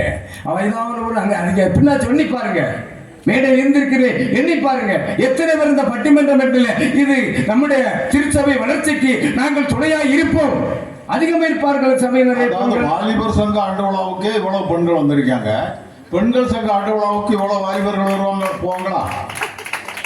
பெண்கள் சங்க ஆண்டு விழாவிற்கு அவங்களுக்கு தெரியும், போட்டி பொறாமை பிடித்தவர்கள் அங்கே இருந்து பிரச்சனைகள் வளர்ந்து பயந்து வராம இருக்கின்றார்கள். நீங்கள் பாருங்கள், இவர்கள் திருவிருந்திற்கு அதிகமாக வருவார்கள், மாற்று கருத்தை இல்லை. மற்ற ஆராதனைக்கு ஆள்களை காணாது. இதனால் அவங்களுக்கு சண்டைக்கும் சச்சரவுக்கும் நாங்கள் இடம் கொடுக்க வேண்டாம் என்று வீட்டில் இருந்து ஜெபம் பண்ணி கொண்டிருக்கின்றார்கள். ஒவ்வொரு வாலிபர்களும், ஒவ்வொரு ஆண்கள் சுமை தூக்க வேண்டாம் என்று ஆண்கள் வீட்டில் இருந்து ஜெபம் பண்ணி கொண்டே இருப்பார்கள். ஏன்னா என் மனைவி போய்விட்டால் பாதுகாப்பா, ஆண்டவரே நீ பாதுகாப்பா சொல்லுவப்பா, என் மனைவி பத்திரமா பாதுகாத்துக் கொள்ளும். நகை அணிந்திருக்கா, பொறாம பிடிச்ச பொம்புள்ள, ஆனா சாரி போட்டா பொறாம, துணி போட்டா பொறாம, நகை போட்டா பொறாம, பொறாம பொறாம பொறாம என்று அலங்கரித்துக் கொண்டு சொல்லுகின்றார். ஆண்களுக்கு பொறாமையே கிடையாது. இல்லை. சட்டையை பார்த்து அவர் சட்டை ஏன் பொறாமப்படுகின்றேன்? சொல்வதெல்லாம் உண்மை, உண்மையே உண்மை. ஒரு சாரி வாங்கினார், பிதிக்கு பார்த்து இந்த சாரி எனக்கு இட வேண்டும் என்று பொறாமைப்படுகிறது பெண் அல்லவா? நகையை பார்த்தால் நகையை பார்த்து அலங்கரிக்க வேண்டும் என்று பொறாமைப்படுகிற பெண்கள் அல்லவா? ஆண்களை பார்த்து நீ நகை செய்து வா, இல்லை விட்ட உனக்கு சாப்பாடு இல்லை என்று எத்தனை பெண்கள் துரத்தி விட்டார்கள். துரத்தி விடவில்லையா? ஆனா பாருங்க, என்ன நீங்க துரத்தினாங்க ஐயா. அதனால சொல்றேன், அதனாலதான் பெண்களுக்காக என்ன வாதாடுறாரு. இங்க என்ன சொல்றாரு, நான் அது செய்தேன் இது செய்தேன், பாட்ராஜ் என்ன துரத்துறதுனால இங்க பெண்களுக்காக நான் தீர்ப்பு சொல்லாட்டா இந்த வீட்டுல சாப்பாடு இல்லை. அதனால அவன் வைராக்கியத்தோடு இருக்கிறார். வீட்டுல சொன்ன தம்பி சிவகுமார் சொன்னார்ல, எனக்கு மாத்திரை தாரது எம்பல மனைவி இல்லைன்னா மாத்திரை இல்ல போடா நீ பேச. வளர்ந்த பரிசு சர்ச்சில் ஆண்களுக்காக பேசாத, பெண்களுக்காக நீ பொருள் கொடு, இல்லைன்னா உனக்கு மாத்திரை இல்லை. அப்படிதான் துரத்தி விட்டு இருக்காங்க. ஆனால் அன்பான நடுவர் அவர்களே, நீங்கள் தீர்ப்பு சொல்லுகின்ற போது வாலிப சகோதரர்கள் அபத்துக் கொண்டிருக்கின்றார்கள். நல்ல தீர்ப்பு சொல்லுங்கள். நல்ல தீர்ப்பு சொல்லாமல் இந்த விடத்தை விட்டு நீங்கள் நகர்ந்தால் வாலிப சகோதரர்கள் உங்களை பேச வைப்பார்கள். சரி, பொதுவாக பட்டிமன்றம் 2.5 மணி நேரம் வேணாம். ஆனால் ரொம்ப குறைவான நேரம் ஆனதுனால அணித்தலைவர்களுக்கு 2வது சுற்று இல்லை. 9:30 மணிக்கு முடிக்க வேண்டும் என்று போதகர் அவர்கள் கட்டாயமாக சொன்ன காரணத்தினால சீக்கிரம் முடிச்சிருக்கேன். தீர்ப்பு ஒரு 5 நிமிடம் கூடுதலாக அனுமதிக்கும்படி வேண்டிக் கொள்கிறேன். இன்று இங்கு இப்பொழுது நடைபெறுகின்ற இந்த பட்டிமன்றத்தினுடைய தீர்ப்பை வருகின்ற 25ஆம் தேதிக்கு ஒத்தி வைக்கிறேன் அப்படின்னு நான் சொன்னா நீங்க எல்லாம் பிடிச்சி என்ன மரத்தில் ஒத்தி வச்சு போடுவீங்க. அதனால தீர்ப்பை சொல்லியே ஆக வேண்டிய கட்டாயமான சூழ்நிலைக்கு இங்கே தள்ளப்பட்டிருக்கிறேன். ஆஸ்திரேலியாவிலிருந்து இந்தியா வந்தார் பாரதியார். கிரஹாம் ஸ்டெயின் 1999ஆம் ஆண்டு அவரையும் அவருடைய 2 மகன்களையும் காரோட சேர்த்து எரித்து கொன்றார்கள். எலும்பு கூடான அவர்களை அவருடைய மனைவி பார்த்தாள். தாராசிங் என்பவன் தான் எரித்து கொன்றார். ஆனால் அந்த பெண்மணி, இவர் என்னுடைய கணவனை என்னுடைய 2 பிள்ளைகளையும் கொன்றவன் என்று சொல்லி தண்டனை கொடுக்க வேண்டும் என்று சொல்லவில்லை, அவர்களை மன்னித்தார். விளைவு இன்று அந்த தாராசிங் பைபிளை எடுத்துக்கொண்டு கிறிஸ்தவனாக நடந்து கொண்டிருக்கிறார். ஆக அந்த மனைவி அந்த இடத்திலே உயர்ந்த இடத்தை பெறுகிறார். அன்னை தெரசா ஒரு குஷ்டரோகியினுடைய புண்ணை கழுவி சுத்தப்படுத்தி கொண்டிருக்கிறார். அந்த புண்ணிலிருந்து புழு நெளிகிறது. இதை அந்த மேயர் பார்த்தார், கல்கத்தா மேயர் பார்த்து விட்டு சொன்னார், அம்மா 10,000 ரூபாய் தந்தா கூட நான் இதை செய்ய மாட்டேன். உடனே அன்னை தெரசா சொன்னாங்க, 1,00,000 ரூபாய் தந்தா கூட நானும் செய்ய மாட்டேன், பின் ஏன் செய்கிறீர்கள்? என் அப்பன் இயேசுவுக்காக செய்கிறேன் என்று சொன்னார் அன்னை தெரசா. ஆக என் அப்பன் இயேசுவுக்காக நான் இதை செய்கிறேன். அன்னை தெரசா ஏழை பிள்ளைகளுக்காக ஒரு கடைக்காரரிடம் சென்று கையை நீட்டினார், ஏதாவது தாருங்கன்னு. அவன் கையிலே காரை உமிழ்ந்தான். உடனே அவங்க பாக்கெட்டுக்குள்ள கையை போட்டு கைக்குட்டை எடுத்து அப்படியே துடைத்து விட்டு, இது எனக்கு, என்னுடைய பிள்ளைகளுக்கு தாருங்கள் என்று சொன்னான். அவன் அழுது கொண்டே சொன்னான், அம்மா கடைக்குள் வாருங்கள், உங்களுக்கு என்ன வேணுமோ அத்தனையும் எடுத்துக்கொண்டு போங்கள் அப்படி என்று. அந்த அன்னை தெரசாவுக்கு நிகராக சேவை செய்ததுல ஒரு பெண்மணியை பார்க்க முடியாது. ஏகப்பட்ட நாடுகளிலே இன்று திருச்சபை வளர்த்திருக்கிறது என்றால் அன்னை தெரசா தான் காரணம். ஐடாஸ்கார் ஒரு இளம்பெண், அழகான பெண், ஒரு அழகிய வாலிபனை மணந்து கொண்டு மகிழ்ச்சியாக வாழ வேண்டும் என்று நினைத்து தந்தையாகிய டாக்டரோடு வேலூரிலே இருக்கின்ற நேரத்திலே நெற்றியிலே பட்டை அணிந்த ஒருவன் வருகிறான். அம்மா விஷயம்மா, என்னுடைய மகள் பிரசவ வேதனையால் துடிக்கிறாள், காப்பாற்றுங்கள் என்று. அவர் சொன்னான், நான் டாக்டர் இல்ல, என் அப்பா டாக்டர், ஆண் பிரசவம் பார்க்க வேண்டாம், போய்விட்டார். அரை மணி நேரத்திலே ஒரு முஸ்லீம் வருகிறார், விஷயம்மா என்னுடைய மகளை பிரசவத்தினால் துடிக்கிறாள், காப்பாற்றுங்க. சொன்னார், நான் டாக்டர் இல்ல, அப்பா வருகிறார், ஆண் வேண்டாம். அடுத்த நாள் இவர் வெளியே செல்லுகின்ற நேரத்திலே 2 பெண்களும் புணமாக, கர்ப்பிணிகள் புணமாக கொண்டு செல்வதை பார்த்தால் அமெரிக்கா போனாங்க. டாக்டர் படித்தார்கள், வேலூரிலே மருத்துவமனையை நிறுவினார்கள். திருமணமே வேண்டாம் என்றார். இன்று ஆசியாவிலே மிக உயர்ந்த மருத்துவமனை வேலூர் மருத்துவமனை தான். கன்னியாகுமரி மாவட்டத்தில் உள்ள டாக்டர்கள் பெரும்பாலும் அங்கேதான் படித்தார்கள். டாக்டர் மத்தியாஸ் போன்றவர்கள் எல்லாம் அங்கேதான் படித்தார்கள். அதனால திருச்சபை வளர்ந்தது. சாராள் தக்கர் கால் ஊனமுற்றவள், நடக்க முடியாதவள், சக்கர நாற்காலியிலே இருந்தவள், அண்ணன் கூறிய வார்த்தையை கேட்டு பணத்தை சேர்த்தாள். ஒரு பள்ளியை பாளையங்கோட்டையிலே தொடங்க ஏற்பாடு செய்தார்.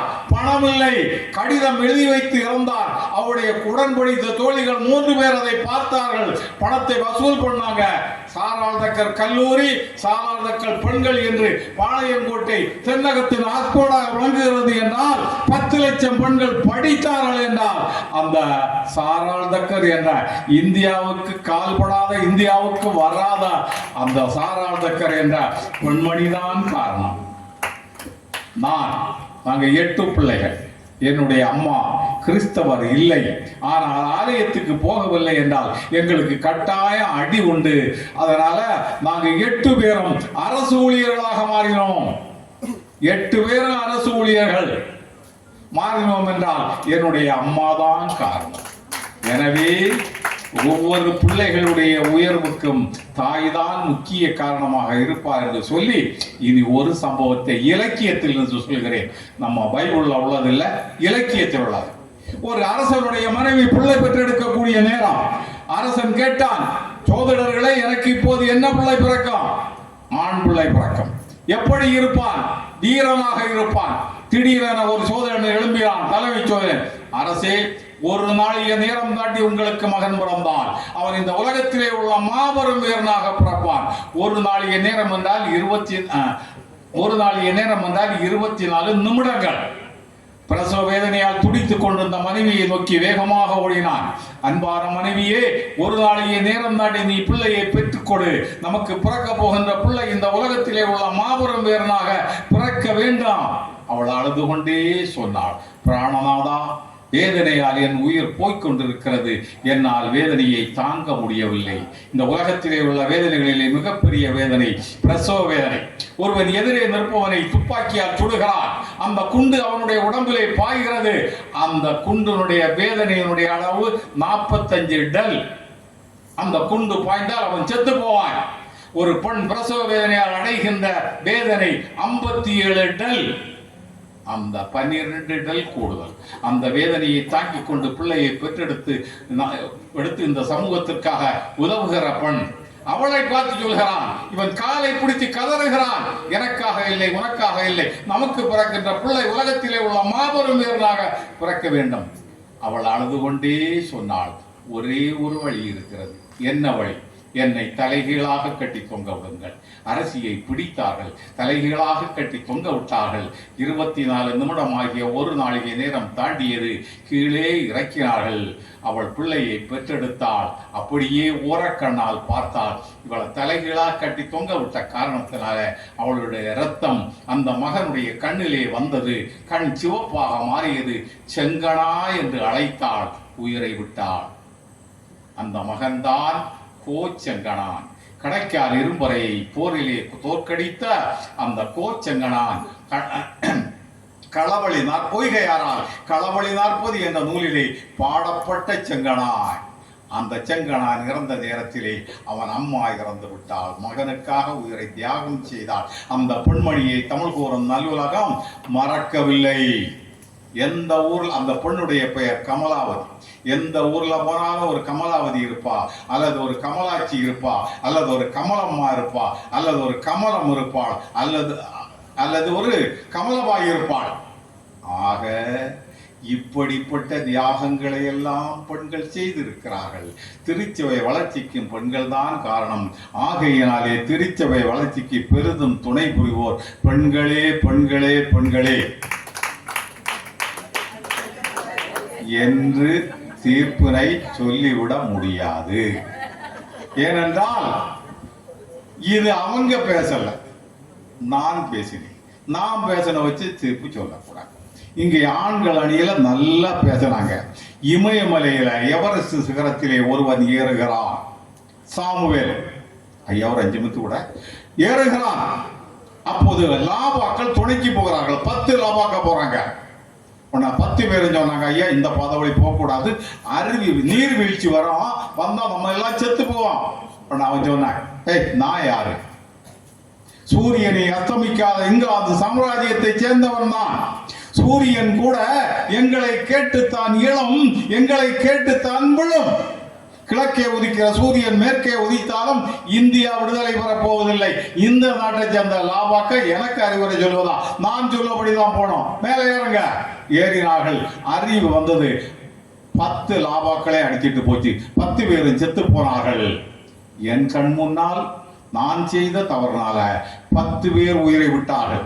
எனவே நான் இனி வாழ விரும்பவில்லை அப்படின்னு சொல்லி இவர் பிடித்திருந்த அந்த வேரில் இருந்து விழுதிலிருந்து கையை விட போகிற நேரத்திலே ஒரு பனிக்கட்டி நீண்டது.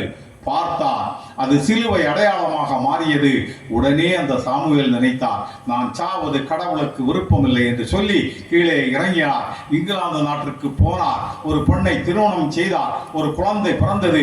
இந்தியாவுக்கு வந்தார். வேலூர்ல டாக்டரா பணியாற்றினாரு. இங்கே நெய்யூர் ஆஸ்பத்திரி சரியா செயல்படவில்லை. நெய்யூருக்கு போன அனுப்புறாங்க. இந்த சாமுவேல் ஒரே நேரத்தில் 2 கையினாலும் ஒரே நேரத்தில் ஆபரேஷன் செய்யக்கூடியவர். அவருக்கு நிகரான டாக்டரே கிடையாது. அவர் சிகிச்சை அளிக்கின்ற நேரத்திலே அந்த பகுதியில் ஒரு ஊர்ல அத்தனை பேர் இந்துக்கள். ஒரு பனையேறும் தொழிலாளி பனையிலிருந்து கீழே விழுந்தார். எல்லாரும் நூற்றுக்கணக்கான பனையேறும் தொழிலாளர்களும் உறவர்கள் எல்லாம் எடுத்துக்கொண்டு எப்படியாவது இவரை காப்பாற்றுங்கள் என்று சொன்னார். உடனே அவர் படபடான்னு அவரை தூக்கி அந்த ஆபரேஷன் மேசைக்கு மேல வச்சு ஆபரேஷன் செய்ய போகின்ற நேரத்தில் ஒரு வெள்ளைக்கார பெண்மணி தன்னுடைய மகனை எடுத்துக்கொண்டு ஓடி வந்தாள். ஐயா, என்னுடைய ஒரே மகன் கீழே விழுந்து விட்டார், என் மகனை காப்பாற்றுங்கள் என்று சொன்னார். தன்னுடைய இனத்தைச் சேர்ந்த வெள்ளைக்கார பிள்ளையை காப்பாற்றுவதா, இந்திய நாட்டைச் சேர்ந்த இந்த பனையேறும் தொழிலாளியை காப்பாற்றுவதா? ஒரு கணம் யோசித்தார். யோசித்து விட்டு அந்த பனையேறும் தொழிலாளியை ஆபரேஷன் செய்து காப்பாற்றினார். அந்த ஊரைச் சேர்ந்த அத்தனை பேரும், நெய்யூர் பகுதியைச் சேர்ந்த அத்தனை பேரும் கிறிஸ்தவர்களாக மாறினார்கள். அந்த வெள்ளைக்கார பையன் செத்து போனான். அந்த வெள்ளைக்கார பையன் யார் தெரியுமா? சாமுவேலுடைய ஒரே மகன். தன்னுடைய மகனை விட்டு பனையேறும் தொழிலாளியை காப்பாற்றினார். திருச்சபை வளர்ந்தது. கன்னியாகுமரி மாவட்டத்தில் கிறிஸ்தவர்கள் அதிகமாக வாழ்கின்ற இடம் நெய்யூராக இருக்கிறது என்று சொன்னால் அதற்கு காரணம் இந்த சாமுவேல். எனவே நன்றி மறவாத இந்த மக்கள் அவருடைய பேர்ல ஒரு கட்டடத்தை கட்டி சாமுவேல் பிளாக்னு போட்டு வச்சிருக்காங்க. சந்தேகம் இருந்தா போய் பாருங்க, சாமுவேல் பிளாக் இருக்கா இல்லையா. ஆக திருச்சபை வளர்ச்சிக்கு பெரிதும் காரணமாக இந்த சாமுவேல் இருந்தார். நிறைய போதகர்கள் வந்தார்கள். எல்லாரும் குளிர் நாடாகிய இங்கிலாந்து நாட்டிலிருந்து இந்தியாவுக்கு வந்தாங்க. இவர்களால் மக்களுக்கு ஏகப்பட்ட நன்மைகள் செய்தார்கள். அந்த மிஷனரிமார் ஏழைகளுடைய குடிசைகளை தலை குனிந்து போனார்கள்.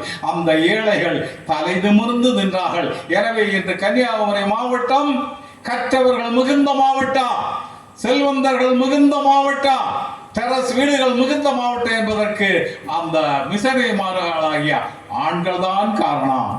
ஆனா நாவல்ல ஒரு 15 தெருக்களுக்கு பேரு அவர்களுடைய பேர்ல இருக்கிறது. எந்த பெண்களுடைய பேர்ல தெருக்கள் இல்லை. ஆனால் அவர்கள எனக்கு தெரிந்த வரையில, நான் படித்த வரையில ஒரு மிஷனரி கூட 50 ஆண்டுக்கு மேல் வாழவே இல்லை. ஏன்? இங்க உள்ள வெப்பம், இங்க உள்ள சூடு, இங்க உள்ள காலநிலை அவர்களுக்கு ஒத்துக்கொள்ளவில்லை. 50 வயதுக்கு முன்னாலே மரணம் அடைந்தார்கள். அவருடைய மனைவிகள் இந்த சூட்டை தாங்க முடியாமல் அப்படியே இங்கிலாந்துக்கு போய்விட்டார்கள். மனைவிகள் போன பின்னால் கூட அந்த மிஷனரிமார் ஆண்கள் இங்கே இருந்து மக்களுக்கு தொண்டு செய்தார்கள். தோழ்ச்சிகளை கலவரத்தை பற்றி உங்களுக்கு தெரியும். நேரம் இல்லை, ஒரே ஒரு சம்பவத்தை சொல்லி நிறைவு செய்கிறேன். அந்தோணியார் நிறைய அற்புதங்களையும் அடையாளங்களையும் செய்தார். இதை பார்த்தாங்க. இப்படி இவனை விட்டால் நிறைய பேர் கிறிஸ்தவர்களாக மாறிவிடுவார்கள். இவனுக்கு பேர்ல ஒரு அசிங்கமான பழியை குமர்த்தி இவனை அசிங்கப்படுத்தணும், கிறிஸ்தவ மதம் பரப்ப கூடாது என்று சொல்லி ஒரு பொண்ணை பிடிச்சு அவளுக்கு பணம் கொடுத்து நீதிமன்றத்தில் சொல்ல வைத்தார்கள். எப்படி?